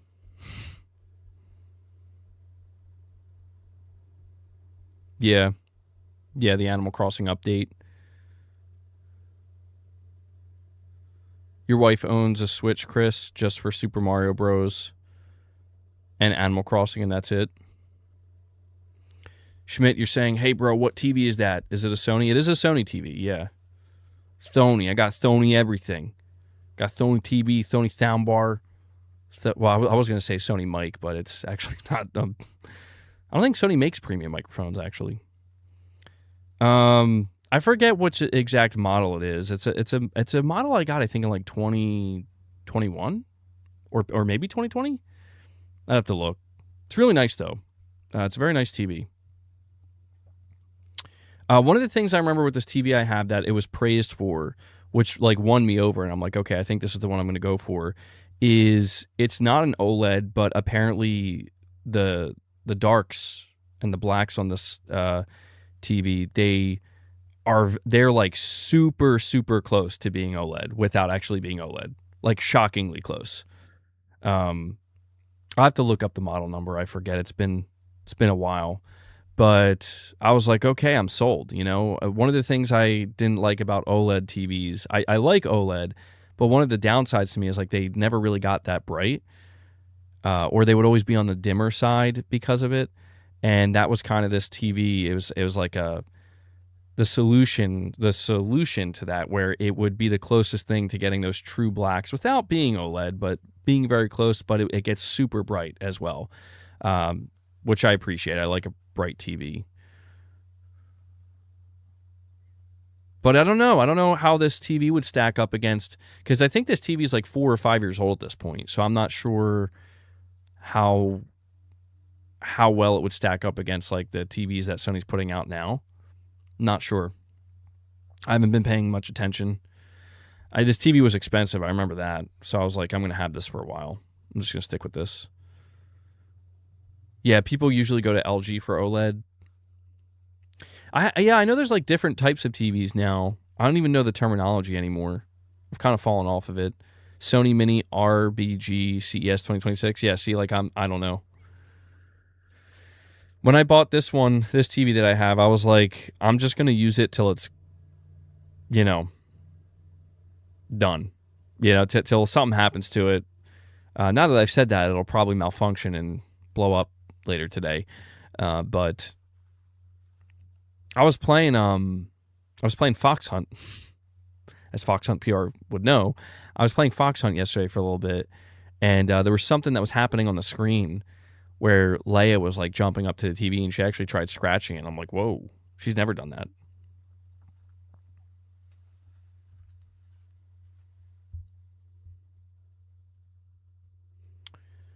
But yeah, I have to say, I'm just a little bit surprised that the PS5 outsold the Switch 2. But ultimately, listen, I'm just happy to see that the PS5 is still doing so well. Only because, truthfully, like I tend to lean more towards the pessimistic side of things, generally speaking, these days.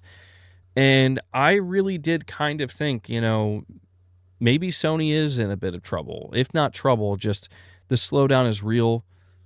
You know, the slowdown is real, and it's going to impact the PS5. So I guess, you know, from this point forward, it's going to kind of be downhill. But to see them coming out with such a strong, you know, Black Friday week, I'm like, damn, okay, all right. I just keep finding myself a little bit surprised where I'm like, when's the slowdown going to happen?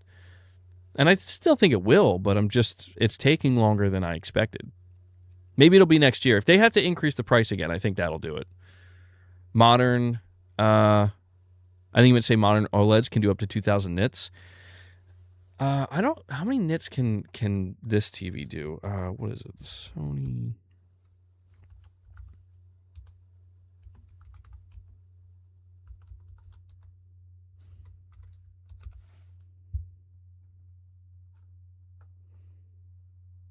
It looks like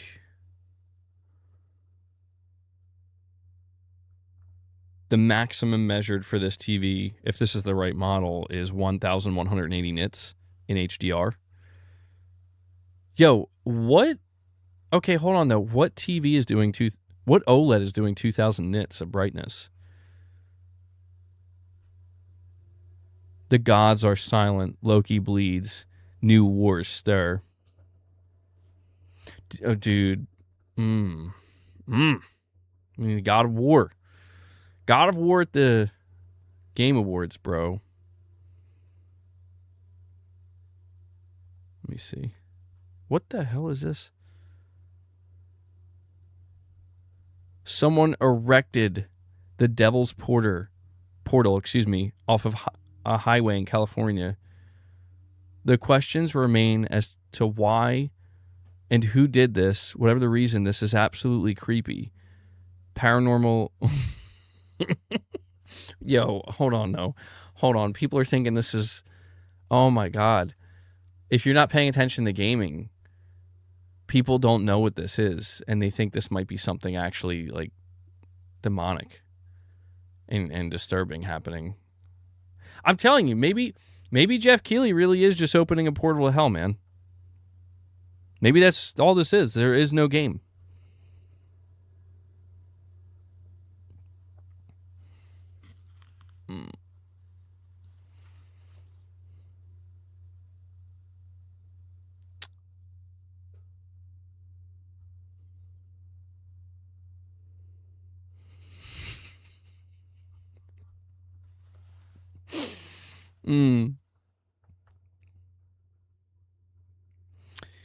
Sorry. Okay, apparently I'm like really behind then. LG 2025 models can go up to 4,000 nits. Bro, okay, I don't even know what that looks like. I can't even imagine how bright. Dude, this TV sometimes gets so bright that I'm like, I gotta lower it. It's too much. What the hell does a TV that bright even look like? I mean, what am I, staring at a light bulb at that point? That's crazy. I had no idea. I guess that's something that they've really been improving in the last couple years, because I thought like kind of 1,000 nits was where, you know, that's really where it would kind of settle. But like apparently the monitor I use, you guys see how bright it gets sometimes, right? Apparently this monitor I use only goes up to 600 nits max. Eye melting sounds like it. Yeah, we just read that, Tarnish, the Lords of the Fallen developer, said that the statue is not their game. I mean, what is this game? What is this game?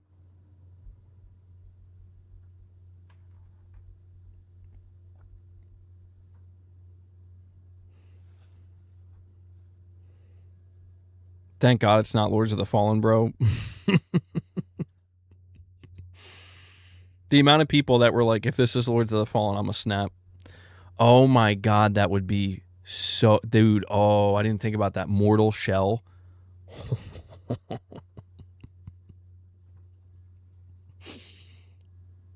Oh no. Oh no. I say this as somebody who played the first Mortal Shell and enjoyed it. Oh no.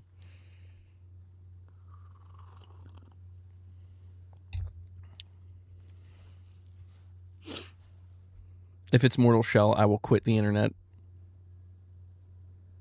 Mortal Shell. They spent all of their budget on that statue.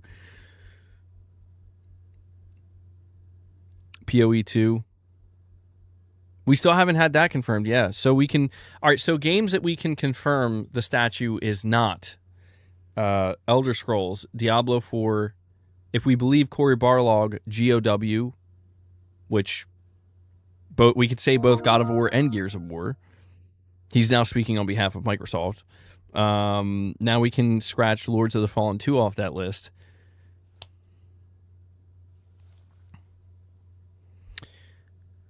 Fox Hunt, you're saying no matter what game it is, people will cry and I will laugh. Yeah, I mean, it seems inevitable that there's going to be some kind of meltdown. I'm trying to imagine... There's only a few games I could see it being... Well, really, there's only one game that comes to mind that I could see it being that people... A game that's not a new IP, if it was like Bloodborne, which I don't think it is, but if it was like that, I don't think many people would cry. I think that's like one of the only things that people would be like, oh, okay. Even if they weren't interested in it, they're like, okay, yeah, that's a big one. Other than that, I mean, the only other thing I can think is like it could be like Elden Ring 2. If it's Saros, I think people are going to be upset. And I hate to say that, because I think Saros looks incredible, and I'm super stoked for it, but I think it's just, that's not a game that people, like, I've seen very few people say Saros, you know? And that just tells me that, yeah, it's not at the forefront of people's minds. It would be good marketing for it. Don't get me wrong. Like, people will know what it is after this. But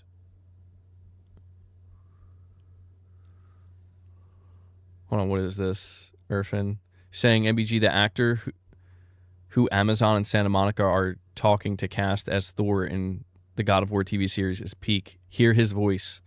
Holy shit, let's see. Has it verve? The most of its flock. It is as close to perfect as it can be.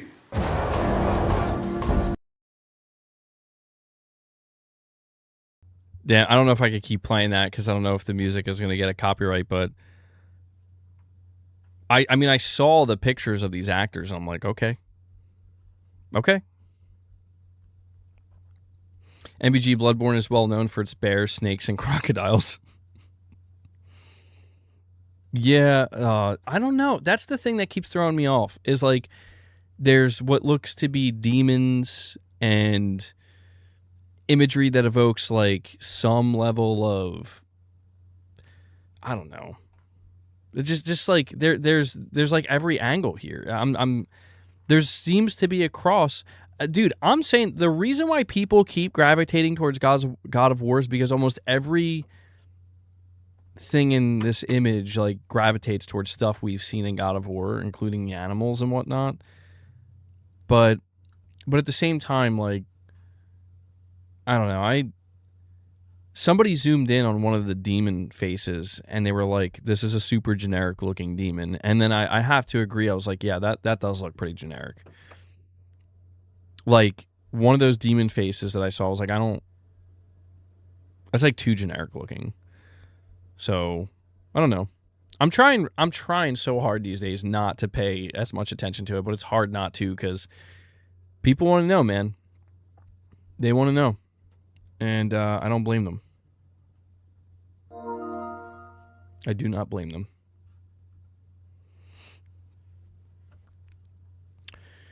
And we have Delwyn, Hype Man Jones. He comes in with a generous super chat. Thank you for that, buddy. He says, power mode on the PlayStation 6 handheld, already on the PS5 in some games, looks promising.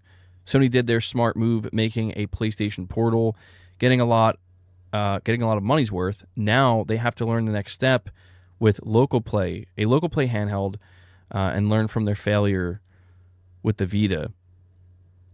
Yeah, Delwyn, we were talking extensively about the PlayStation 6 handheld earlier, and my whole thing with it is I think the big thing they're going to learn, if we're looking at it from that angle, I think the big thing they're going to learn from the Vita is, well, I think it's something they already did learn the hard way. And that is that, listen, if you're going to try to do a proper handheld now, in this day and age, you're not going to be able to make games just for that handheld and also support your home console properly. You're not going to be able to separate those two things because you already tried that with the Vita. And I think that's what really hurt the Vita, is Sony was basically trying to cater to two separate platforms. I mean, that's ultimately what they were. Two separate consoles, two separate platforms, and they were trying to spread their development team too thin. And because of how well the PS4 was selling and the Vita was not selling as well, yeah, it's like, please don't make us make a Vita game, like, we want our game to sell well. So I think now, Delwyn, it really just kind of comes down to Sony making sure that, as we've talked about with that leaked documentation, Sony trying to make sure that developers are on board with making this low power mode version of their game. So that way it's just like, if you buy this game on the PlayStation Store, on the PlayStation 6, sitting on your sofa, you play it, and if you happen to buy this PlayStation 6 handheld, you'll automatically have access to it. You'll be able to play it, no problem. If they can nail that, I think we're looking at like the ideal version of what the PS4 and Vita should have been. And I don't want to say it could have been because it just wasn't time for that. But I think this might be that ultimate realization finally, where it's like just that singular ecosystem, still closed, but family of hardware, closed ecosystem within that family of hardware, and they all speak to one another seamlessly. I think if they can make that happen, it would be great. And, you know, there's a lot of different factors here where we have to see what a native PS6 game looks like first, right? And I think once we see that, then we see the PS6 handheld game, or we see that same game running on the PS6 handheld. Again, we have to keep in mind that when we talk about the PlayStation 6 handheld, PlayStation's first-party studios are going to lead the way. They're going to lead the charge on this. So they will be the studios that will show you, like, don't worry. If you just want the home console PlayStation 6 experience where you're going to buy Horizon 3 or Spider-Man 3 or whatever, right, or Wolverine 2 at some point, this is what this game's going to look like taking advantage of the PS6. And I think people are going to look at that and be like, assuming they do it right, they're going to be like, oh, okay, yeah, that's a PS6 game. Like, that looks incredible. That looks flawless. That looks, face-meltingly good. And then they're like, and here's what it looks like running on the handheld. And, you can see the compromises. And it's like, okay, that looks more like the PS5 version, assuming there will be PS5 versions. If they could do that, and again, thread that needle, I think they'll be okay. But yeah, it's exciting. It's an exciting prospect only because while I'm more excited for the PS6 home console just because that's what I'm going to be using and that's more for me. I'm also very excited to see this handheld because I want to know, I just want to know what it's going to be like and how Sony's going to handle it and how people are going to feel about it. I'm curious. I feel like it's been a long time coming. And, looking at how the Portal's doing, it's like, yeah, man, the Portal, I think it's been a good test bed. So, Delwyn, thank you so much for the super chat, buddy. And we had PlayStation Pete, remember, for 46 months. Thank you for that long-time support at Play Has No Limits Plus. I really appreciate that, Pete. You're saying, MBG, Ghost of Yotei has a glitch or a bug, defeated all 5 duelists, and the charms don't show up in my inventory. And the 6th duelist doesn't pop up. Do you think Sucker Punch will fix this? Congrats, PS5 beats Switch 2 Black Friday. Thank you for congratulating me on that, PlayStation Pete. That's interesting what you're telling me. I haven't heard of that, Pete. Guys, chat, for those of you who played Ghost of Yotei or are still playing, have any of you run into this problem? Because this is the first I'm hearing of this. If this is a glitch that's occurring, I would have to imagine. Yeah, that's what I was thinking. Mr. B says you have to equip all 5 of the Takezo charms. But you're saying they don't show up in your inventory.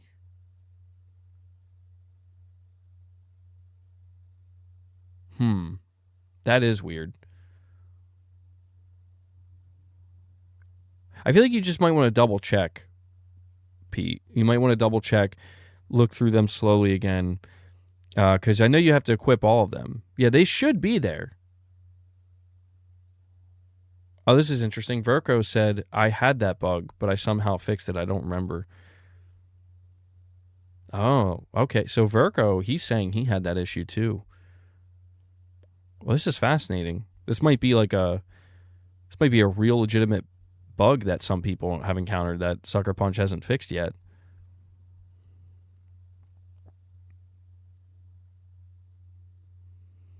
Jake says he had a hard time. Jake is saying, if I'm reading him correctly, that the charms were there for him, but he kept scrolling over them and missing them. They were hard for him to notice. I will say, the amount of charms that you get is bro. It can be over. You have to kind of scroll through it numerous times. Is it a new game? Oh, I don't know. I don't know if he's playing it New Game Plus. Yeah, I don't know, man. I mean, maybe you could try quitting the game and then reloading. I don't know. Your best bet, Pete, at this point might be to try to Google this or see if you can find a Reddit thread or something where somebody else had this issue and found a solution. Luckily, I didn't run into this problem, but I don't know. That's strange. Well, I hope you can get it sorted out because I'm assuming you're pursuing the platinum, which I'm I'm still playing Ghost of Yotei. I am still on my New Game Plus playthrough, and I'm annoyed. I'm not annoyed, but I'm just struggling with it only because it's like I am done with this game. I enjoyed my time with it, but I'm now just I'm rushing to just. I hate that they put a trophy for this, where it's like, did you guys really have to put a trophy for completing the game in New Game Plus? It just feels annoying to me because it's like I want to get that 100%. I'm at 97%, and I'm like, oh my god, like it's gonna bother me if I just keep seeing 97%. So I'm just trying to rush through it and get it done. I'm ready for the Legends mode. In fact, I think we'll see that at the Game Awards.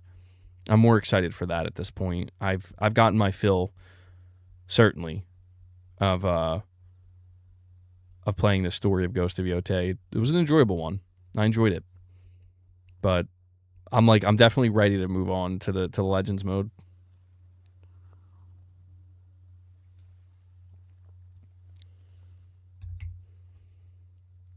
Radix says, just do it. It only came out in October and you're already over it. Well, yeah, because I don't know, man. I'm specifically over it because it's like I really don't want to play the story again. I don't. Like I'm going through these sections where the first time I go through them, it's not a problem, where, you know, I'm riding from point A to point B and they're conversing and they're talking and you're learning more about the characters. I'm like, that's cool. The second time around, it's like, I wish I could skip all this and just do the main, like just boom, boom, boom, boom, because I literally just, you know what I mean? That's why I don't know why they attach a trophy to New Game Plus. It just feels unnecessary, where it's like, come on, guys. Like, I just beat it. MBG, there was a part where I was also thinking it was bugged, where the main mission wasn't showing up till I found out that this same main mission needs to be researched in the game world. Huh. I remember I had an issue with it wasn't an issue, but I thought it was with one of the bounties. I thought it was glitched. It wasn't. It just was super not obvious. Fox Hunt, you're saying, and this is why Sony wants live service. And that's ironic, right? Because it's like, yeah, if there was a Ghost of Tsushima / Yotei, just a Ghost live service game, like I would literally be playing that right now. I don't know, man. I'm in a weird place right now when it comes to gaming, only because I feel like I'm an outcast or something, to a small degree, because I'm over here. I can't stop playing Fox Hunt, dude. I mean, I know, ironically, with your name, I can't. Like, I'm like, this is, I don't know why. This is like the most fun I've had in a multiplayer game in a long time. And I just really enjoy it. I really do. And I keep getting excited, not excited, but when I sit down and I go to play, I'm like, that's what I want to play. And I looked at how much time I put. I'm like level 80. I put like 20 more hours in the game, and I would have put 100 hours into this multiplayer. And it's only been out for like, I think like what, a month and 1 week. And it's sad because I'm like, dude, of course the game that I get hooked to is a game that's like, yeah, we're not supporting this, man. This is gonna die in like another month or two. Sorry. And then, there's all these other multiplayer games. Like, there's just nothing like this happening out there right now, where like nobody's releasing a multiplayer that's literally being released to die. That's just not a thing you see in 2025 and 2026. And yet, for me, the one game that I want to play happens to be the only game doing that. And when I look at something like Legends, Ghost of Yotei Legends, I'm grateful it's going to exist and I'm grateful it's coming out, but I also know that like it's going to be a finite experience. Now, maybe that's okay, I guess, just like it is for Metal Gear, where it's like, so they're moving on to make something else. But it is just funny to me that it's like, yeah, thank you guys for the compliments on the jacket. Yeah, it's funny because I thought I was only going to hear about it in the beginning, but yeah, people pop in, and I'm glad you like it. Every game should be live service, I say. Carl, that's crazy talk, bro. John Logan. John Leon Logan. Well, what if it's a Legends teaser? Oh my God, that'd be so funny. Oh my God, that would be crazy because people would lose their minds. No, it wouldn't be that. They wouldn't do that much marketing for it. I'm going to laugh when it's like a Sony live service game. Yo, what if it's for Fair Games? Fair Games got completely overhauled. It's not even going to look anything like it did at the initial launch.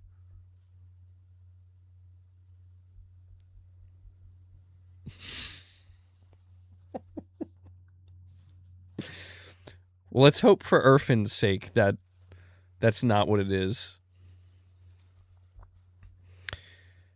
GTA 6, there might be a trailer 3 December 9th. They should stop making games and we all play Fortnite forever and ever and ever. Dude, I was watching Fortnite gameplay the other night and I'm like, I don't get it, man.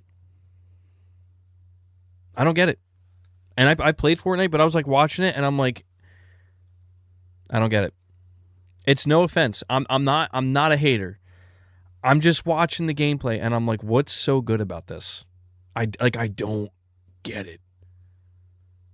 I don't get it, man. But that's the thing. It's like, bro, listen. You're a 32-year-old grown man. You're not meant to get it. You're not supposed to get it. Don't ask me about that, bro. Do not, Mr. Uber Swag. Come on. Don't ask me about that. Get out of here with that.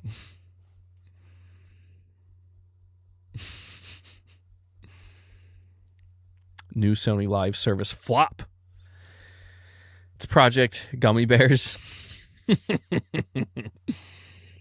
Time to reveal what that statue in the desert was. Introducing Project Gummy Bears. I don't know. I don't know what it could be. We've been trying to figure it out, but yeah, I don't know.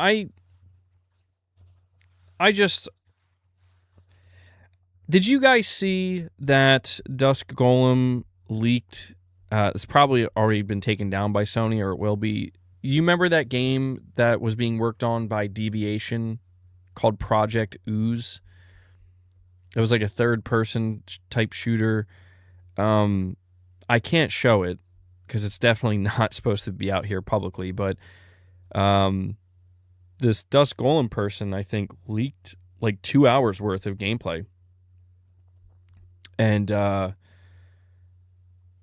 I was watching some of it, and it was like super early development, like nothing was polished. I mean, there weren't even like proper textures or anything, but you could still make out what type of game it was and like what, you know, the characters kind of look like and the environments and the enemies. And it was kind of weird in a sense because I'm like, well, I don't know what the final product will look like, but it definitely seemed different than what Sony.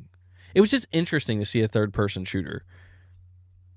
You know, but it was doing that thing where like you would shoot and the numbers would pop out, like the damage numbers, and the enemies looked like it did look generic. I'm not gonna lie, it kind of looked pretty generic, but I have to admit, like it just kind of piqued my interest a little bit. Like I wonder how this game would have turned out. But yeah, it had like a slight Gears of War look to it, ever so slightly. I do wonder, knowing that studio, or at least half of that studio, is now part of PlayStation Studios as Dark Outlaw Games. I wonder if they're still working on that game. I wonder if that's still what they're making.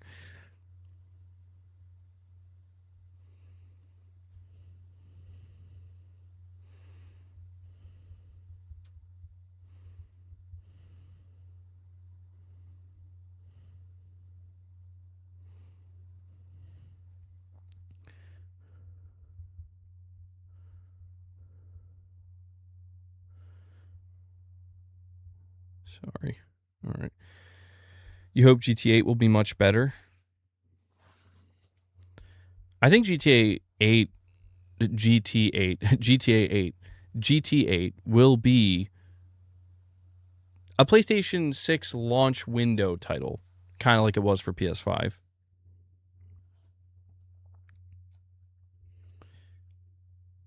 How will it be Fortnite if it looked darker? How will it beat Fortnite?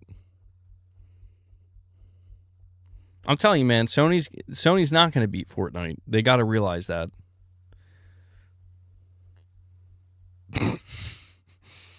Irfin's getting all revved up. Yo, you're saying GTA 6 is the most overrated piece of crap ever? Yo, what? How do you even know?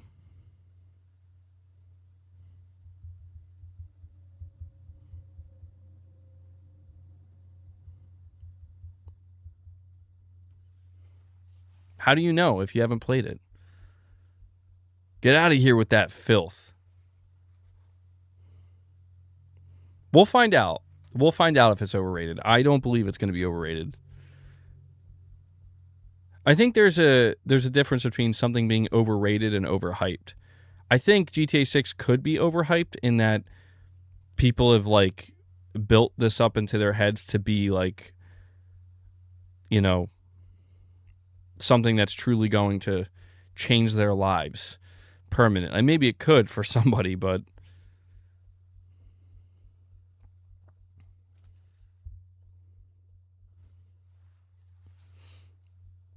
GTA 6 is woke. It's over, MBG. Is it woke? Wait, how do we know this? Did I miss something? You know what? Don't tell me. I'll find out myself. Oh, by the way, another tease. I forgot to mention this to you guys.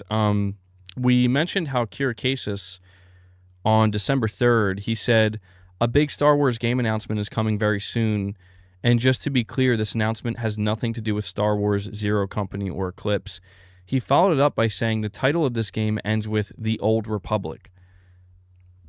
I mean, is it safe to say, assuming this person is accurate, that we're going to see Star Wars Knights of the Old Republic remake finally re-revealed? My question is if Sony still has any involvement with this. I put this in my thumbnail because when Sony did their September 2021 showcase, they opened that show and they made a big deal about it. They even talked about it in their post-show interview where like they're publishing this remake and they were fully behind it. It was going to be a PS5 exclusive. And ever since then, apparently there were a bunch of development issues. Sony was not happy with the progress and was not happy with what they saw. They changed developers from Aspyr to, I believe, Saber Interactive. But we've been hearing for years that the game is not dead. It's still in development.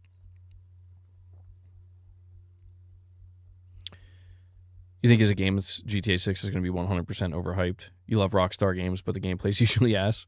You will see. Yeah, we'll see.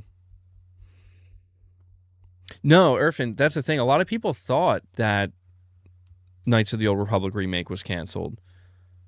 They thought it was canceled, and it seemed like it was, but it just was in a lot of development trouble, and it seems like they were like, we want to see this game live. We have to give it to a new dev.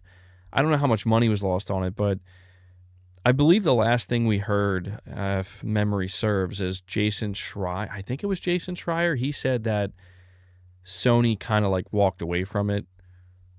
They took the trailers down and everything.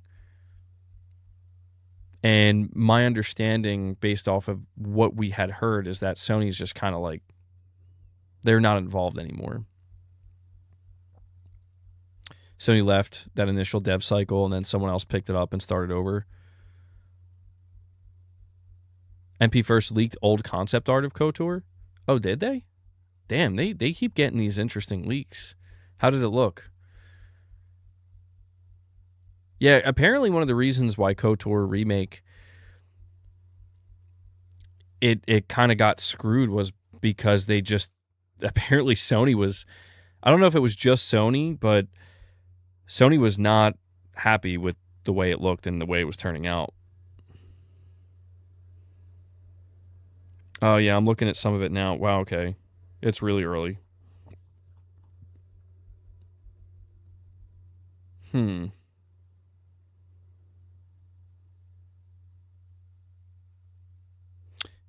Interesting.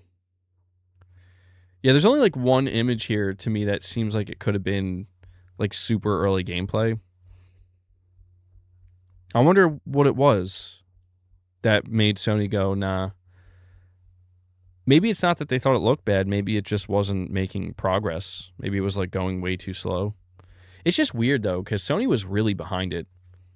Like they put their logo in there and everything. I mean, when they opened the show with the KOTOR remake trailer, they literally put the Sony Interactive Entertainment logo in the beginning. Like that's how seriously involved they were. So that's why I do still wonder if they're still going to be involved to some degree. Per MP First, it's not canceled though, is it? The project was moved to Saber. Last I heard a few months back, Saber said it's going fine and they're still working on it. I hope that's not why Fox on. Oh man, Herman was appalled. Herman was like, "What is this? What are you showing me right now? Get this out of my face." Oh, yeah. Embracer Group was behind it, too. You're right. Yeah, I forgot about that. Yeah, Embracer Group really shit the bed. And that could have had something to do with it as well. Maybe Sony just got spooked. And they're like, yeah, we're out. Like, we're not messing with this. Because it's a licensing deal, too. You know, it's licensing through Disney and Lucasfilm. I imagine that automatically makes it more risky and more expensive.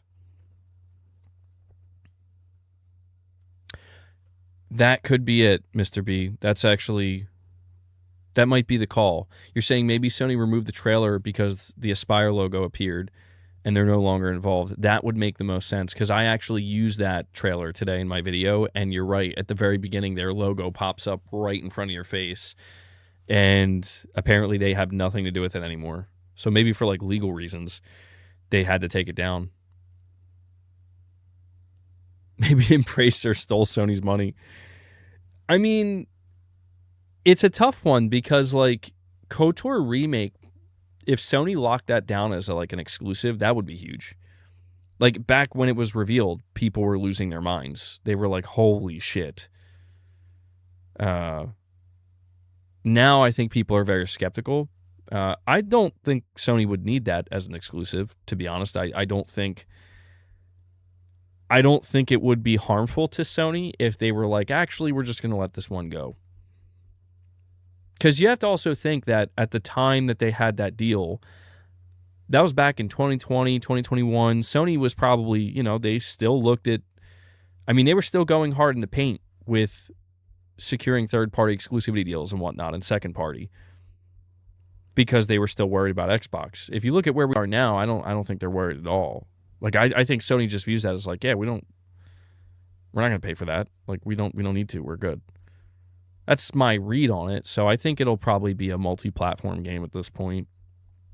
It's just so weird though, because it's so weird looking back that they did a post showcase interview with Herman Hulst and all these devs, and Aspire was part of it. Like, Aspire was there being interviewed talking about this game and Sony working with them and everything. So strange journey for this game, to say the least. Although it is worth noting, we don't know for sure that this is KOTOR Remake. To be clear, he just says it ends with the Old Republic.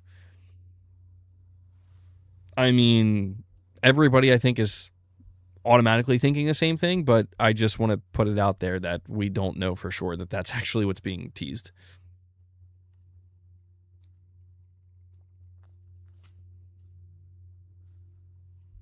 Embracer Group owns the Lord of the Rings license and are making a Hogwarts-style game, apparently. Well, until Netflix took over. I heard about that, yeah. That has a lot of potential. Dude, Embracer Group went crazy. Yeah, they bought, so many developers and studios, and it all just went to shit.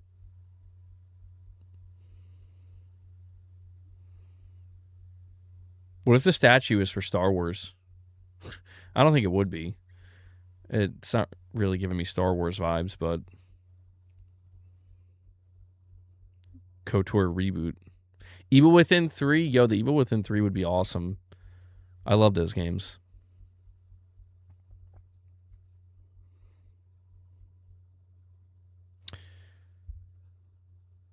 I want to cover this supposed leak, if you guys don't mind. I am going to have to label it as spoilers for Resident Evil 9. But I don't think this is real. A lot of people...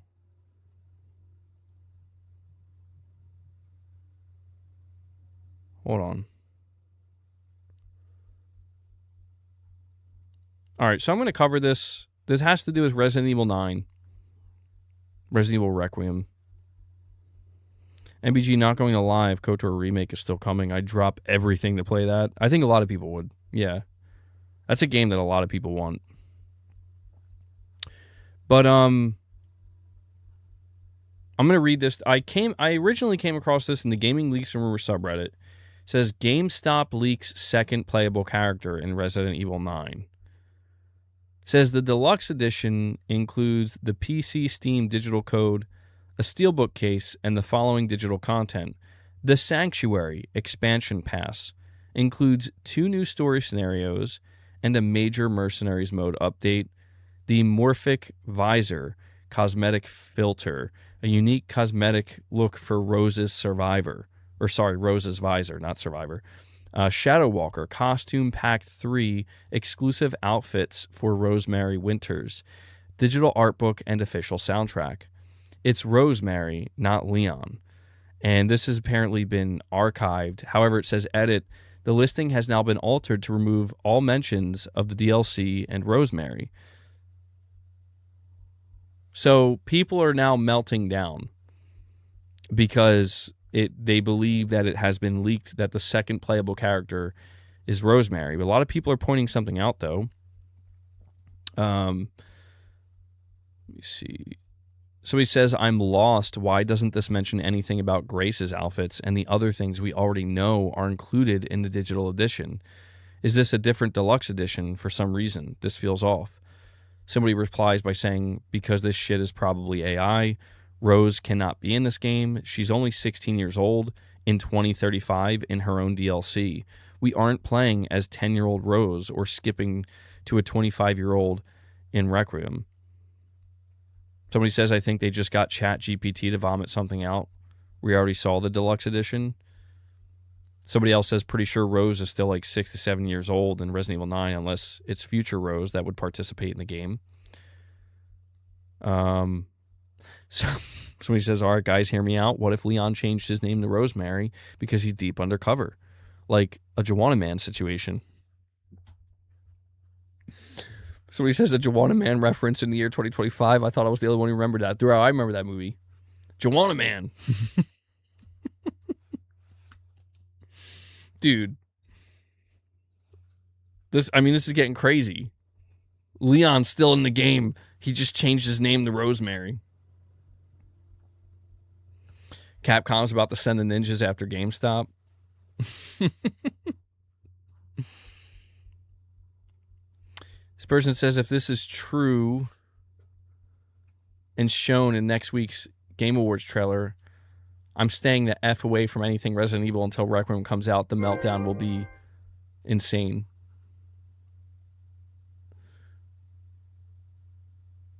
That's weird. It's not playing what RichRod said. RichRod, I think if you say a specific word, it automatically doesn't say it. So sick of Xbots. I want you all to be severely depressed while us PlayStation fans buy Halo and actually play it. Oh, and buy it. Cheap soy boys. I can't read that last part. I think that's why I didn't automatically say it. Rich. Guys, the RichRod tax is getting out of hand now. The RichRod tax is getting out of hand. He's in severe debt, guys. I think we're like 20 memberships deep for RichRod's the RichRod tax, the RichRod tariff.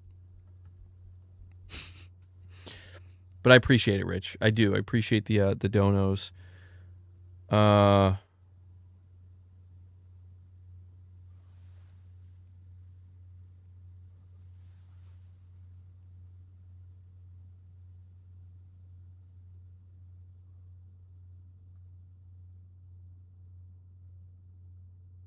So, yeah, I just want to ask you guys, what do you think about this? Well, somebody says nothing about this adds up. The game that's already been revealed. First, there's already a deluxe edition announced. There's not going to be 2 deluxe editions with vastly different content. It's far too early for any gold edition upgrade either. Second, the original text made no mention of Grace whatsoever. We know she's the main protagonist. We also know she already has multiple DLC costumes and items related to her. Again, no mention of those in the original text. And third, Rosemary's at most a young child at the time which Requiem takes place, at least in terms of the dates we've been given for the story right now. Revealing her presence pre-release would suddenly confirm a massive time jump, which would be extremely odd given how hard they've been pushing Grace as a lead and her story with the promotional material.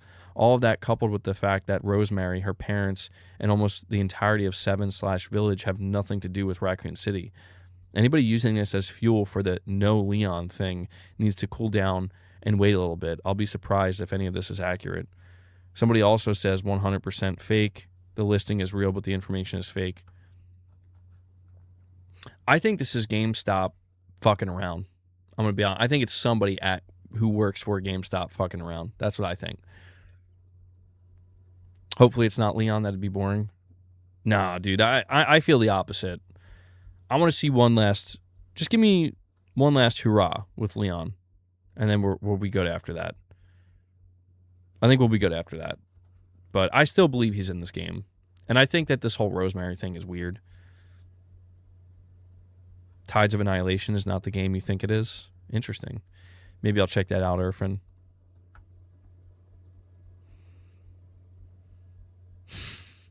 Well, they already corrected it. Yo, did GameStop cause a meltdown? Do you think Capcom told GameStop to do this?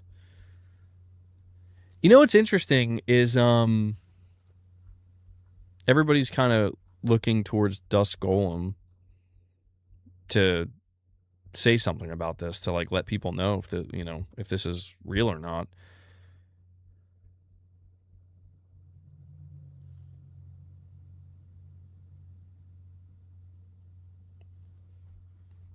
Okay, so speaking of Dusk Golem, or sorry, not Dusk Golem.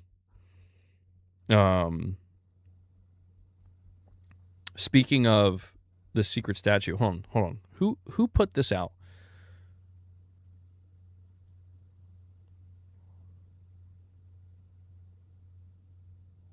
Sorry, I almost got really excited. You could see it in my face. I got really excited for a second because I thought there was. Yeah, I thought. Man, I don't know. I thought there was going to be a good source, but this person says, I believe From Software will announce the Dark Souls Master Collection at the Game Awards.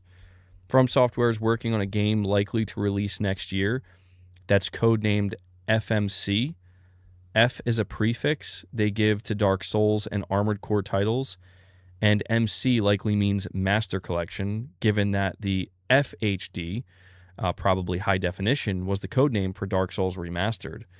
For it to be a remaster collection, they need to remaster Dark Souls 2 and 3, and we know that From Software often announces new games at the Game Awards. God, you want to talk about hopium, bro. I'll tell you what, if that's what the statue's for, though, the people are still going to lose their minds. People are still going to be pissed. They love their Fs. Codename FU. Capcomium? I don't like that. Don't make me say that. Damn. I hope that would be sick if that was true, man. That would be sick. If it's true that there's going to... You know, it is true. We've been hearing for a while that Dark Souls 3 Remastered was in development. And the one thing that's true about this this rumor is that, yes, there is confirmed to be a project at From Software codenamed FMC that is apparently going to be released soon. And nobody knows what this is. Oh, that's true. There's no bears in Dark Souls. Wait. No, I think you're right. I think that's only Elden Ring. Damn.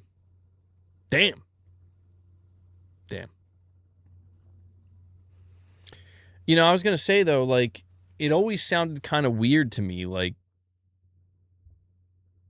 you know, why would you just remaster Dark Souls 3? Why would you not? You know what I mean? It feels weird to just remaster Dark Souls 3. So the idea of them doing like a collection of like, we remastered all 3. Oh my God, dude. That'd be so amazing. Like, if they were like, here's the Dark Souls collection, we've remastered all 3 games. That'd be so amazing because I feel like, I don't know. That's just the way it should be done, and it feels like too good to be true. Like, you wouldn't do that. Things like that don't happen. Yo, Dark Souls 2 is amazing. Quiet with that. Do you know dude, if you look up Dark Souls 2, the amount... I love how Dark Souls 2 has become this... There's just this tug of war between, like, it's not good, but then you also have... You know, you have like the defenders. I mean, the Dark Souls 2 defenders, man. It'll likely be something that the entire gaming world will jump out of their chair for while MBG watches with no reaction whatsoever, like with Tokon. I'm going to be like Homelander, just like... It's like the biggest... I mean, that would be me with Half-Life 3. No joke. Like, if Half-Life 3 was announced, I'd just be like...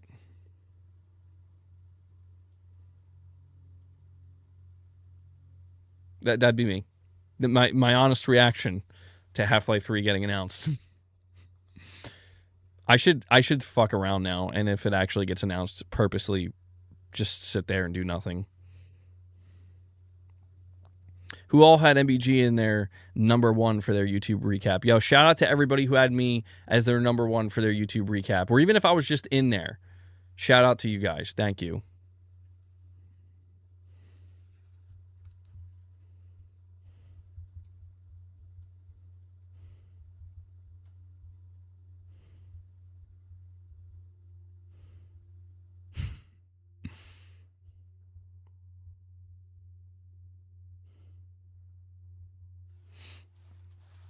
Perfect image, you had it. Irfin, thank you guys. I don't have a grasp on games outside of Sony IP. That's it. I only know Sony IP. Ansel, thank you for that, buddy. I appreciate it. That's awesome. You wonder when they're going to announce Fallout 3 remake? Oh, yeah, that's a thing that's happening, right? Pretty sure that was confirmed. Apparently, I watched 13,000 videos from Recap. 13 times the average viewer. God damn. That is a lot. I didn't get a YouTube recap. Did I miss something?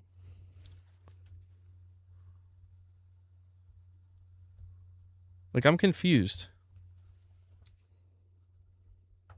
MBG's a Capcom fan? Somewhat, yeah. Yo, you know what game I've been playing and I'm having a real hard time with? Like, I've been forcing myself to play it because I'm like, it'll click at some point, and it's just not clicking. Dying Light the Beast. I've put like 13 hours into this game, and I am just like...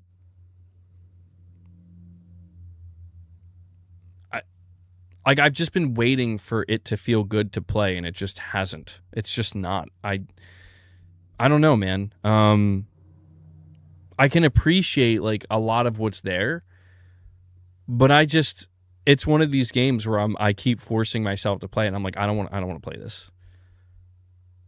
Like, I did this mission last night, and it just got so annoying, and I'm like, I don't want to do this. I'm not having fun now. I don't think I've had fun this whole time. And I don't know. I feel like this has been me with I feel like this has happened with every Dying Light game. I played Dying Light 1, and there were certain aspects that I thought were good, but I'm like, okay. And I just like fell off of it. I think I just got bored with it, and I fell off of it. Then I played Dying Light 2, and I fell off of that real quick. After, I only put like probably 8 hours in Dying Light 2, and then I just never went back to it. Now I'm trying it again with Dying Light the Beast, and I'm like, all right. It's happening again. Yeah, I could tell when playing it. It's not the best experience on controller. It's a little, especially with like the parkour aspect. But yeah, I don't know. I guess I had higher expectations for it. Like, I don't want to say it's not a bad game. Like, I can tell there's a lot here that was made well, and there's a certain level of quality there, but just not for me. You know, I hate to say it, but I gave it a fair chance. You know, I put like 13 or 14 hours into it, and I just think I'm at a point where it's like I don't know if I'm going to keep forcing myself to play this. We'll see, though. Who knows? Maybe I'll change my mind.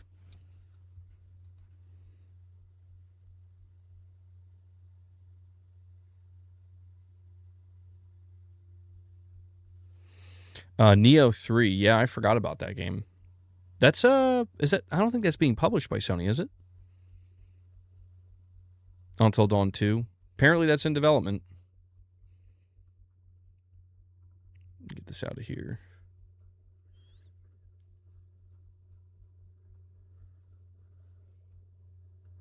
You're saying Dying Light 1 was better than 2 or The Beast?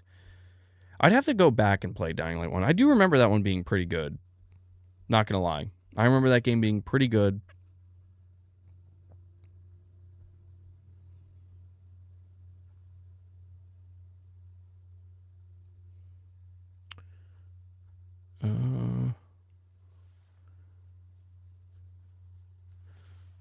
Well, I'm checking something real quick.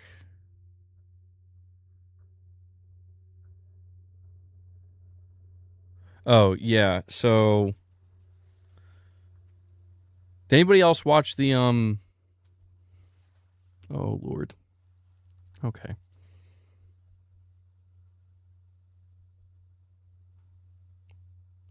Okay. I'm sorry. I'm just checking my posts on Twitter, and I'm like starting to panic a little bit at one of them.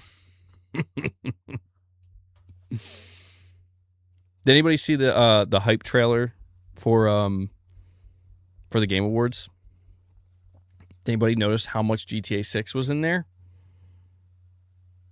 Anybody else notice that? What's that about? What's Jeff trying to say? What's he trying to say?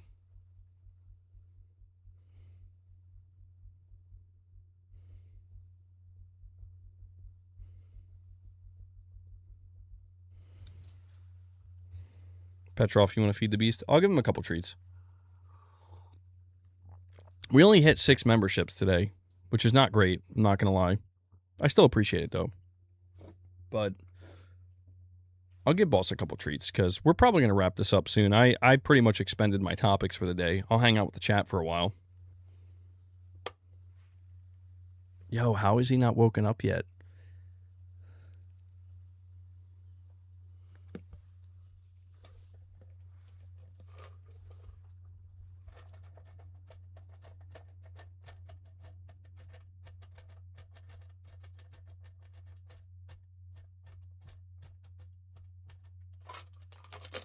Well, that's pretty much the last of them. Luna, I'm sorry, I don't... Hold on. There's like no more, Luna. I think there's like one more in there.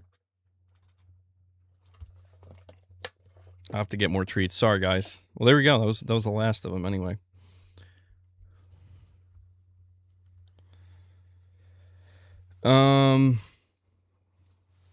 Let's hope we get a very good TGA show, because the news is so down. Yeah, I mean, some people think it's like the calm before the storm or whatever. And it feels like it might be. I mean, the Game Awards are usually pretty big. They've been getting bigger and bigger each year, so I assume there's going to be some big announcements. When it comes to like I mean, I put a video out yesterday covering all of the PlayStation studios and what they may or may not, like who may or may not be ready to show up at, the Game Awards. And I'm going to cover that in a stream as well, but I want to do it closer to the Game Awards. Mrs. MBG said she bought new treats for Boss. A new flavor. Oh, okay. I'll be excited for that.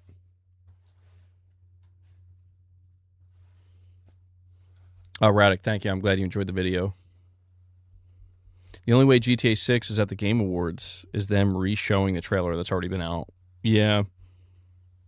That would be bad, I think, for Jeff Keighley. That would be bad, I think. People bitch and moan about the Game Awards every year and still tune in to watch. Yeah, that's true. For me, the past couple of years, I haven't really complained too much about them. My only complaint with the Game Awards is, it's been pretty consistent, is it's very long. Sometimes it feels a bit drawn out, but I understand that's the nature of it. It's an award show that's also trying to have a crap ton of announcements, so it's going to be a long-winded thing. You know, especially that year that Christopher Judge had to give his speech while Al Pacino just stood there.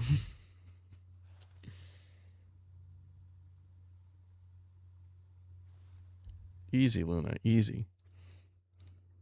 Long and good, yeah. You think Gorilla and Santa Monica will show up in some way? Yeah. Well, I mean, I was looking over the past Game Awards and what Sony announced at, like, the Game Awards 2024, 23, 22. There's always something. There's always something. But it varies on, like, how significant it is. Like, for example, I think for the Game Awards 2022, Sony shadow dropped the God of War Valhalla DLC, and they announced, in collaboration with Square Enix, the release date and a new trailer for Final Fantasy 16. So there's that, right? In 2023, what did they do in 2023?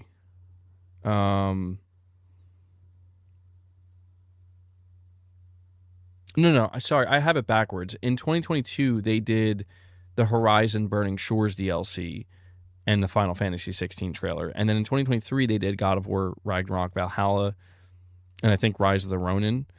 In 2024, they did Intergalactic and I think a couple of PC things.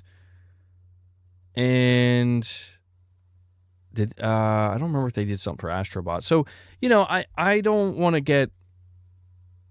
They had Helldivers. Yeah, so 2024, they had a pretty significant presence. I don't want to get like ahead of myself. Don't assume that Sony's going to have a lot to show, but it's just one of these things where if you know what's going on at PlayStation Studios, they could kind of drop anything, really. I mean, they could drop another Wolverine trailer if they wanted. They could announce the Horizon Live Service game. Media Molecule could be ready to show their new game. I don't know. It could really be kind of anything. There's only a few things that I think are guaranteed not to be. Like, for example, I don't think you're going to see Team Asobi. I don't think Team Asobi is going to be there. And again, I'm going to save this conversation because I want to have it like the day before the Game Awards or whatever, or the day of the Game Awards. MoF and 2 world premieres. Same concept, 2 different genres. 2 new artists. RichRod Studios in collab with MBG Productions. RichRod, I'm sorry, bro. I can't play nothing. I can't play nothing if we don't hit the member goal. But send them to my Twitter, you know. You probably already did. So that way, when we can play them, I will. When we get there. All right? It'll happen. And Pushing Polygons comes in. Pushing Polygons, thank you so much for that, buddy. He's been trying to step up lately, helping the community out. He drops 5 memberships. He's like, I need to hear the RichRod bangers. Pushing Polygons. Thank you. Appreciate it. Good stuff, man. So there we go. Pushing Polygons drops another 5 for you. That gets us to 11. Are we going to get a member train in the name of RichRod's bangers? We'll see. We'll see. Jake says, I get off work an hour before the Game Awards start. And sorry, Fox Hunt, I almost missed your super chat here. You're saying, did you see the Carmageddon trailer? It's back. I did not see it. Carmageddon. I don't think I've ever played Carmageddon. I didn't see that trailer. I saw that trailer for that canceled Sony London game, though. Tarnished says, no gift from me. YouTube hates me. I don't know. Hang in there, Tarnished. We'll see. I don't know. I don't know if we'll get more memberships before the end of the stream, but there's a chance. There's a chance, Tarnished. I don't want to give you too much hope, though. Don't want to give you too much hope. Remember last time my songs brought memberships. My songs always bring memberships. That's what Rich is saying. Well, we'll see. We'll see, RichRod. And Pushing Polygons, he's like, you know what? I'm going to drop 5 more. Rich, I think you're right. Pushing Polygons, he's feeling inspired. He really likes your songs, Rich. Pushing Polygons, thank you so much for that, buddy. He wants to do some lifting for the community today. He drops another 5 bomb. And he brings us to 16. So, Rich, it's now your responsibility. I'm pressuring RichRod now. You need to drop 10. Or 9. You could do 9 singles. Rich, I'll let you do 9 singles. It's fine. But Polygons, thank you so much, buddy. I appreciate that. That's very kind of you. Yeah, so Shems dropped 5 earlier. RichRod dropped 1, and Polygons dropped 10. So we'll see who else is going to step up. We're close to the goal.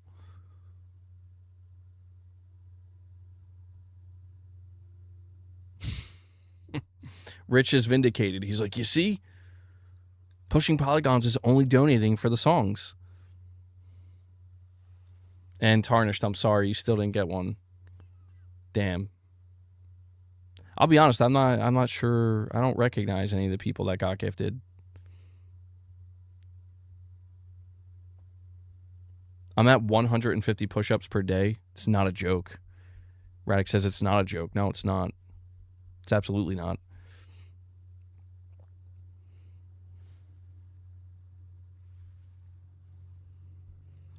Let me see here. So, guys, I'm not gonna lie. I may or may not have put out a post on Twitter that's going viral, and I'm scared. I'm a little scared. Gonna be honest with you. Radic says, dude, I'm super focused. Well, we'll see, Tarnished. We'll see. It's been slow going for the first week of December. I'll be honest. It's been slow going. And I don't know why. I you know, as a YouTuber, of course, and somebody who does this every day practically, when I see certain downturns, I always try to figure out, like, what is, like if they're sudden. Sometimes it's not sudden. Usually it's like you can kind of, like, for example, there's certain months where things slow down. Like July is a month that usually, like, it's pretty damn slow. Usually after events, things start to slow down. But I noticed, like, the last week of November and the first week of December, things have been abnormally slow and just down in general. And I'm like, I don't know why, Usually, even if I do know why, there's nothing I can do about it. So, did I cause a meltdown? I don't know. Oh, geez, man. And Polygons. Yo, Pushing Polygons is coming in. He's like, I got you, MBG. I got you, bro. I'm dropping another 5. He's trying. Yo, he's doing it in the name of RichRod songs.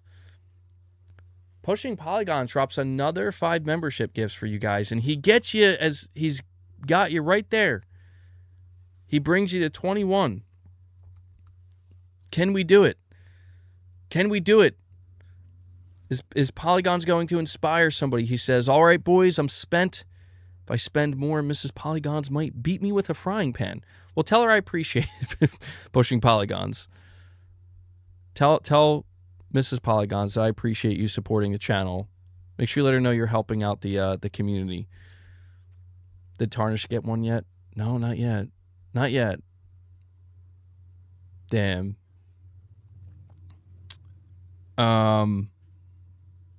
Yeah, so guys, somebody's got to step up. So I think somebody will. Polygons, you got us this close.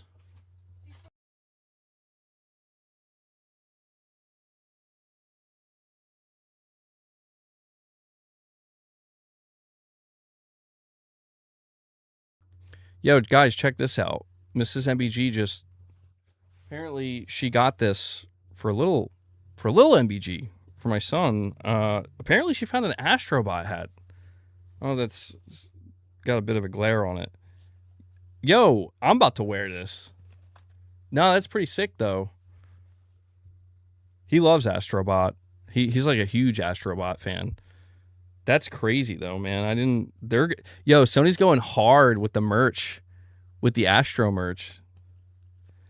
Then it's official too. They got the Astrobot logo. That's some good stuff. Got that Astrobot merch, bro. And Paul Goodell, he says, I gotta do it. I gotta get the 5 bomb for you, MBG.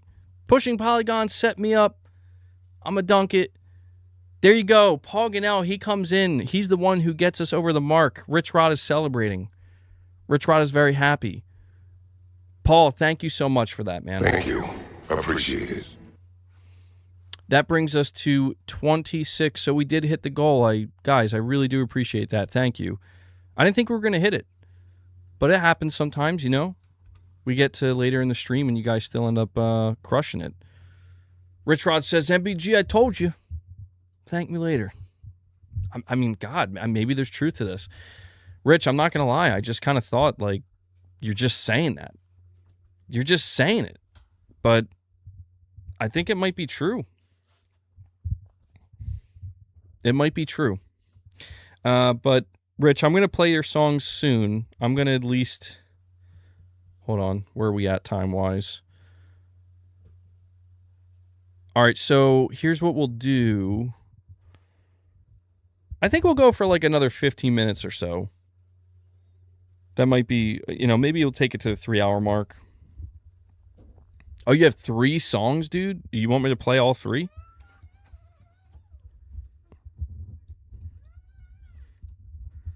you show them? Yeah. You want me to play all 3 songs?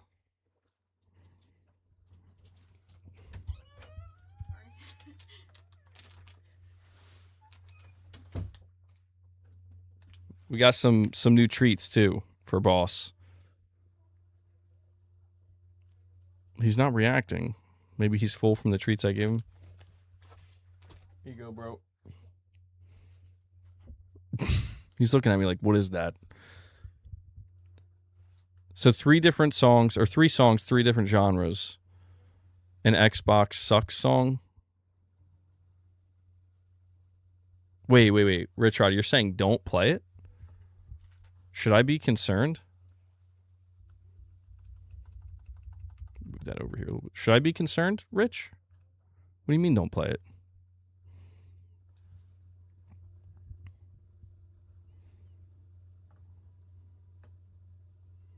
He says, hold on, let me cook. Uh-oh. MBG, you ever get angry during your bot sessions? If so, then don't you ever dare play Night Rain. You'll literally break your OLED TV. No, well, I don't really have. No, I don't. I can't say I relate, Tarnished. I don't need that though to get angry. Like sometimes I just rage, Sometimes I'm in like not a great mood. If you ever wonder why I have all these black foam panels, it's because I've just punched holes in the walls. There's probably at least like 10 holes in those walls, and I'm like, well, I'll just put these black foam panels up. I'm kidding. Some people might think that's not a joke. That's a joke. I've only punched a hole in a wall a few times in my life, and I've always regretted it. It's just a stupid thing to do. Well, Dwayne's like, hey, it looks pretty good, man. Oh, gaming sessions. Oh, yeah, no, for sure, Tarnished. I've been there. Absolutely. Yeah, I mean, these days I'm a little bit better with it. Like when I've been playing that Fox Hunt multiplayer for Metal Gear, and that really does get under my skin sometimes.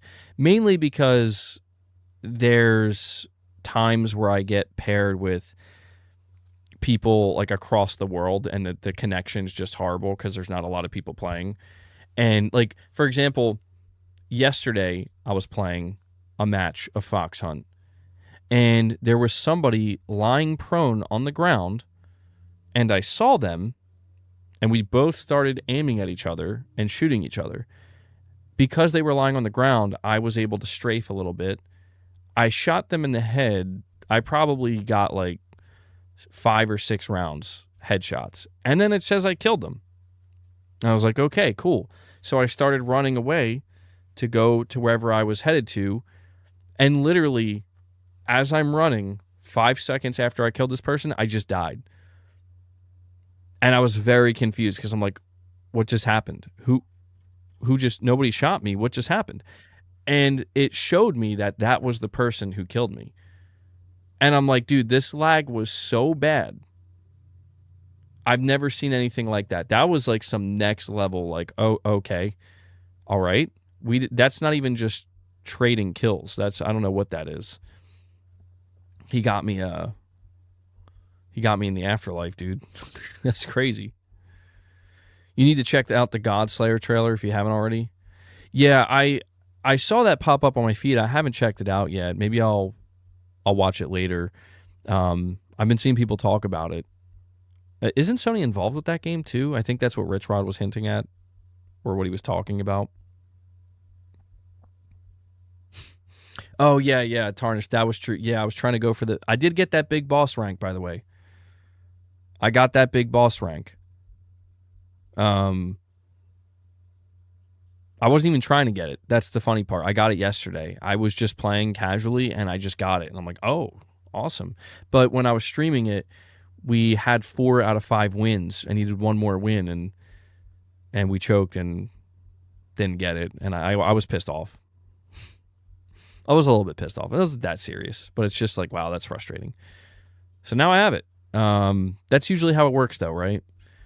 When you're not trying, that's when it'll happen. When you are trying, nah.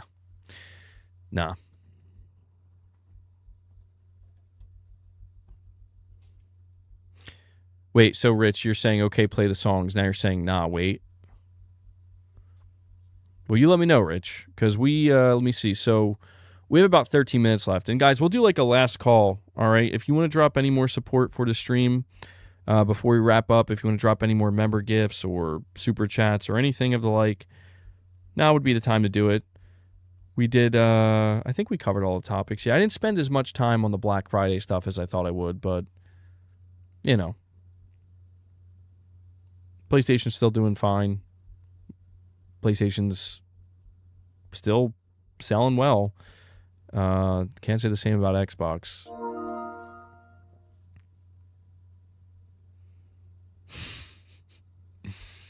Irfin won't let it go, man. And we have Armani Pepsi Coleman with a super chat. He says, who do you got? Insomniac's Wolverine or Captain America? He's a super soldier, but Wolverine is strong too. I think Wolverine would win. Yeah. If it's between Wolverine and Captain America, I think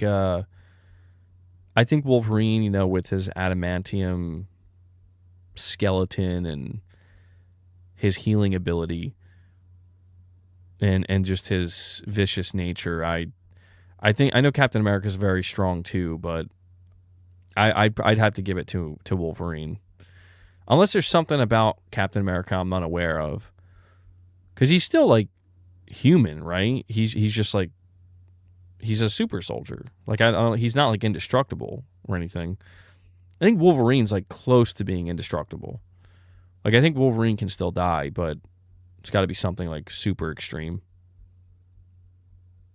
Wolverine could show up at the Game Awards. Wolverine was in the hype trailer that Jeff Keighley just released today, by the way. So, do I have concrete walls? No, I do not have concrete walls. What about Ghost of Yotei sales for December? But Armani, thank you for the super chat, by the way. He's fast and he has a shield. Maybe he could outrun Logan. I don't know. Yeah, I mean, Wolverine's pretty... He's pretty tough.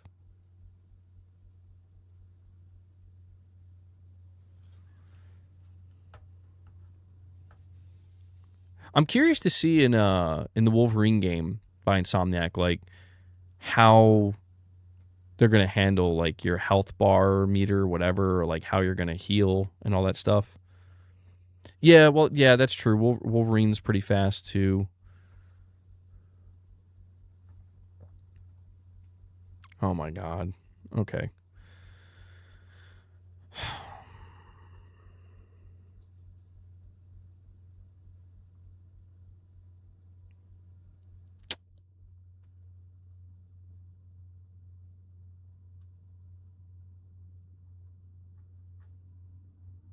Sorry, I'm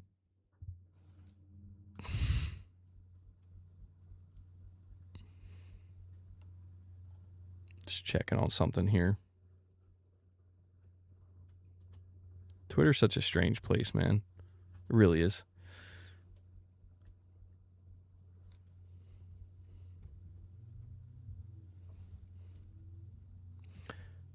You'll likely have a rage mode that also gives you health, just like Kratos. Yeah, I'm looking forward to that. I would hope so. I mean, with Wolverine, you have to have the Berserker rage mode. Raiden from MGS versus Wolverine, who wins? I mean, come on. Raiden, obviously. No, I know you're talking about like souped up Raiden, Ninja Raiden. I still think Wolverine would take him out pretty easily.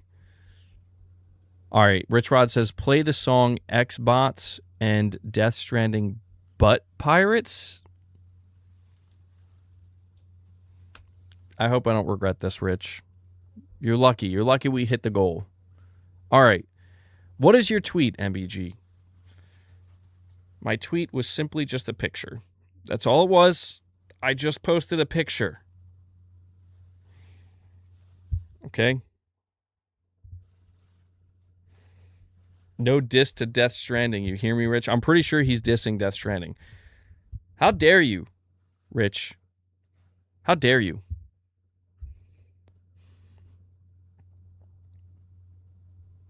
But the rock version. I don't know if the hip-hop one is good. I posted about 5 songs. All right, well, I'm not going to play all 5, but let's see. Let's see. Rich, can you give me your handle one more time? MN Rich, okay. I always forget. I'm sorry, Rich.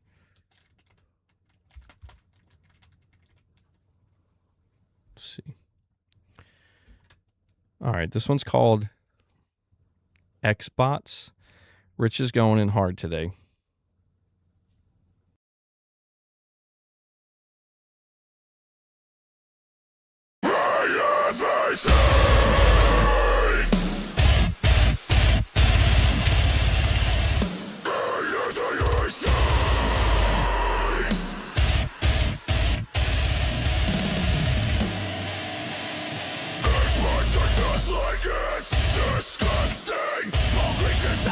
For scraps for all the little girls and boys. I don't know what it's like to not have any toys. Maybe that's a lie, but the rest of you won't have to, cause they're gonna make sure that you never do. And as much as I hate them, I feel bad for you. Cause what they got coming is for sure the truth. They'll send your consoles down to hell. No line, and know what you plan on doing for yourself. They don't want you slurp each other from the side, knowing you don't have anything to play inside. Because they got nothing. Cause they're dead. So you better keep your hands off of my dual sense. And it's your fault. You did it to yourself, and now you'll never play a game again. And it's your fault. You did it to yourself. So now you have no rights. Keep your hands off my dual sense. So now your hands off my dual sense. So now you have no right. Your hands off my dual sense. So now you have no right. Your hands off my dual sense. So now you have no right. Your hands off my dual sense. So now you have no right. Your hands off my dual sense. So now you have no right. Your hands off my dual sense. So now you have no right. Your hands off my dual sense. So now you have no right. Your hands off my dual sense.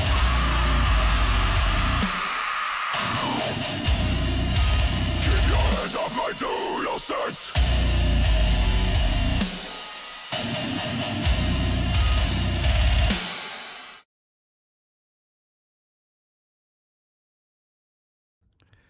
I apologize on behalf of RichRod. Didn't know what I was walking into there. Keep your hands off my DualSense. My DualSense. I was really hoping during that song that Boss and Luna were going to fight, though, because that would have been some funny shit. That one's my new favorite. Also, keep your hands off my DualSense soundbite. Keep your hands off my DualSense soundbite. Yeah. All right. Next up, brace yourselves. I'm playing another one. I don't know if it's going to be metal or not.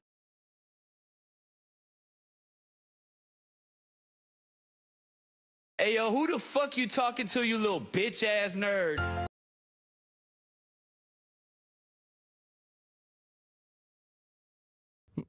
Rich, man.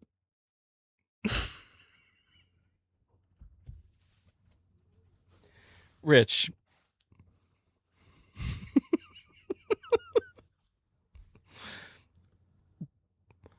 I feel like that's what Luna just said to the boss. Okay. I need to know how much swearing is in these, because it can't be over the top, man. We've reached the point of no return. Play the rock version. All right. Let me see.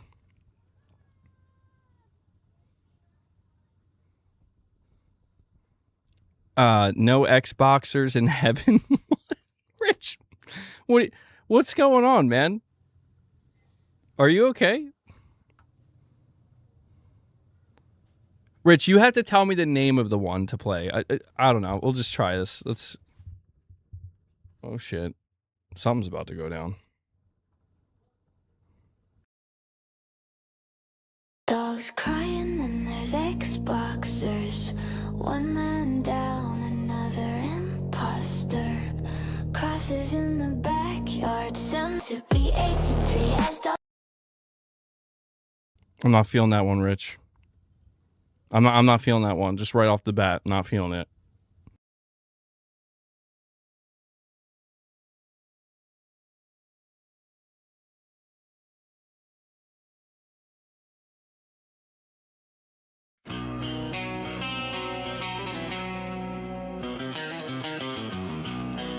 We got some Creed.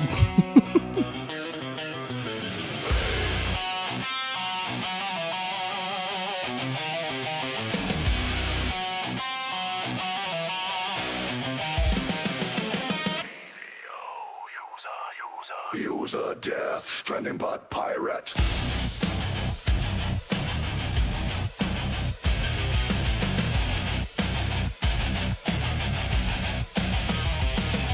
The king of stealth went for the wealth. Now your stealth's dead and you're dead too. The franchise on a dying box. Snake would never. Now you lost. And to Xbox, that's so whack. The box of the Xbox, so low and unprofessional. No one respects a cross console. EDO, user, death, stranded but pirate. EDO, user, death, stranded but pirate. Yo, they're gonna play this at the Game Awards.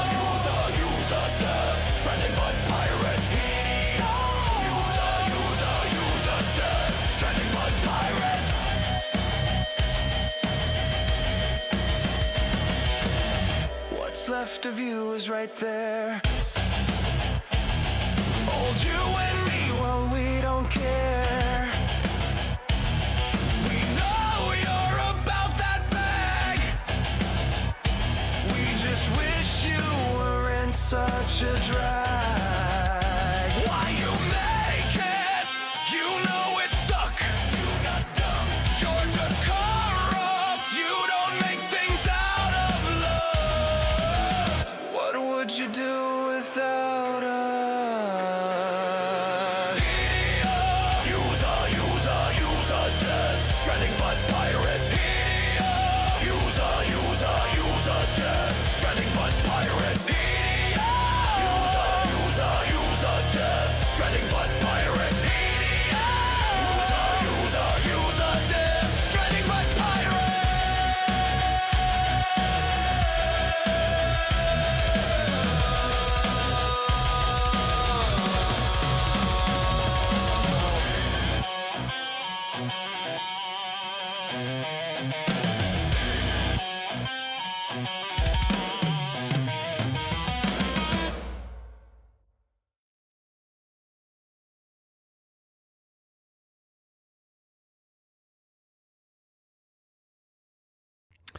Alrighty then.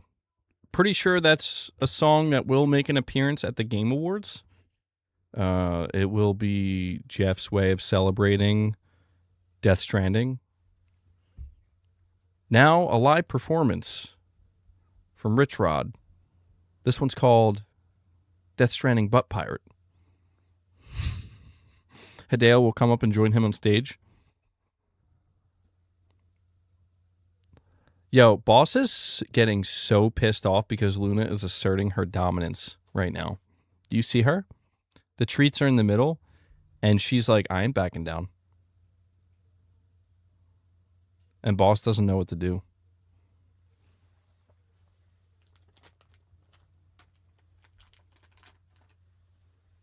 Boss, go get the treats. Go ahead. Don't be scared. Come on, you're like twice her size, man. Boss.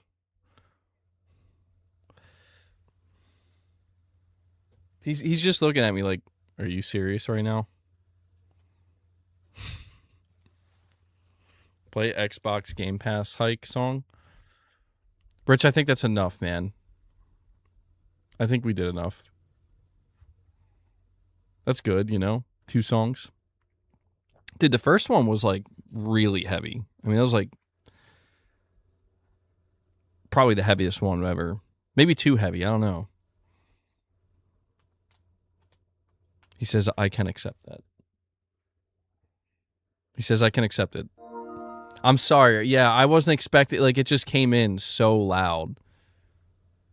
Prince is like, spare our ears, please. Well, there's always, you know, there's other ones that he did in the past.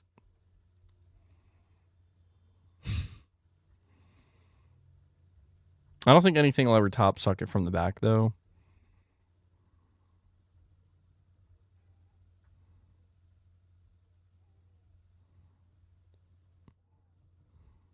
Like,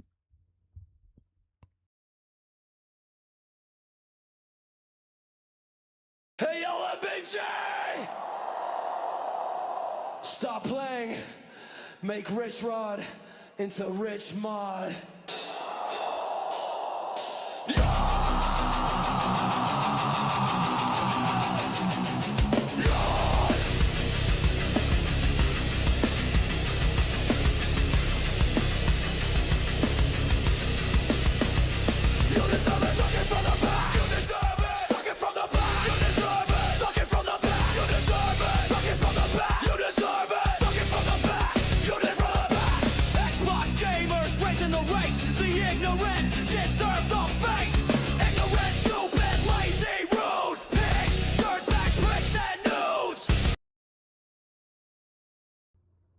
And I wonder why.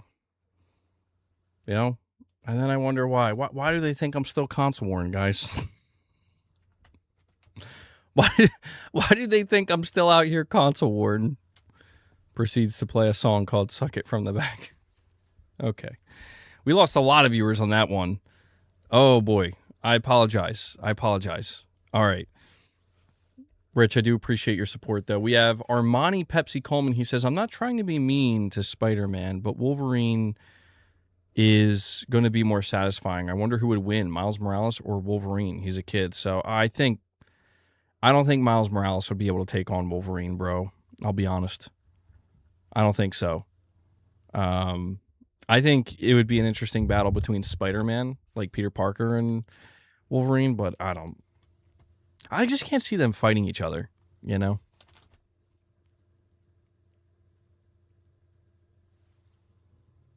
Luna's so desperate for treats, man. But we're beyond the 3-hour mark. I think this will be it. I think this will be a good place to wrap it up, guys. I think that last song, a lot of people were like, yeah, that's enough for me. I'm out. But I appreciate you guys tuning in to this episode of Press X Podcast. I'm sorry, Prince. We did cover all the topics. I hung out with the chat for a little bit. And yeah, before I go, Armani, I also meant to say, I do think Wolverine will be a more satisfying game. I do think so. Spider-Man is a very satisfying game in many ways, but I'm much more excited for Wolverine than I ever was for any Spider-Man game. I love Wolverine. He's one of my favorites of all time. So really looking forward to it. I would love if we saw more Wolverine at the Game Awards, but I don't know if we will. I think next year is when we'll see more from Insomniac. But yeah, guys, thank you once again for tuning in. Before I head out, I want to thank you for hitting 26 members. Anybody who dropped any membership gifts or if you became a member today, thank you so much. I appreciate that. We're going to have more members content coming throughout the week. Also want to thank everybody who dropped any super chats or direct donations. We are completely fan funded here, guys. I can only do what I do because you make it possible. So really, thank you. It's only, you guys, you're the backbone of the channel. So thank you for that. And also want to give a special shout out to Devil Shooter, who does the timestamps for the streams. If you guys see Devil Shooter in the comments with those timestamps, maybe give him some thanks and show him some love. I know he appreciates it. He does a great job on the channel. He does a great thing for the community. So Devil Shooter, appreciate what you do, man. And yeah, I think that's pretty much going to wrap it up. We'll have the Game Awards coming later this week. We'll have some more videos, some more streams, all that good stuff. So please look forward to that. And the only other thing I'm going to ask from you guys before you leave is if you haven't already, please hit that like button. We're at 132 likes. The more likes, the better. It definitely helps. So thank you for that. And that's it. So please enjoy the rest of your Sunday, guys. I will see you back here very soon. So until then, take care, everyone.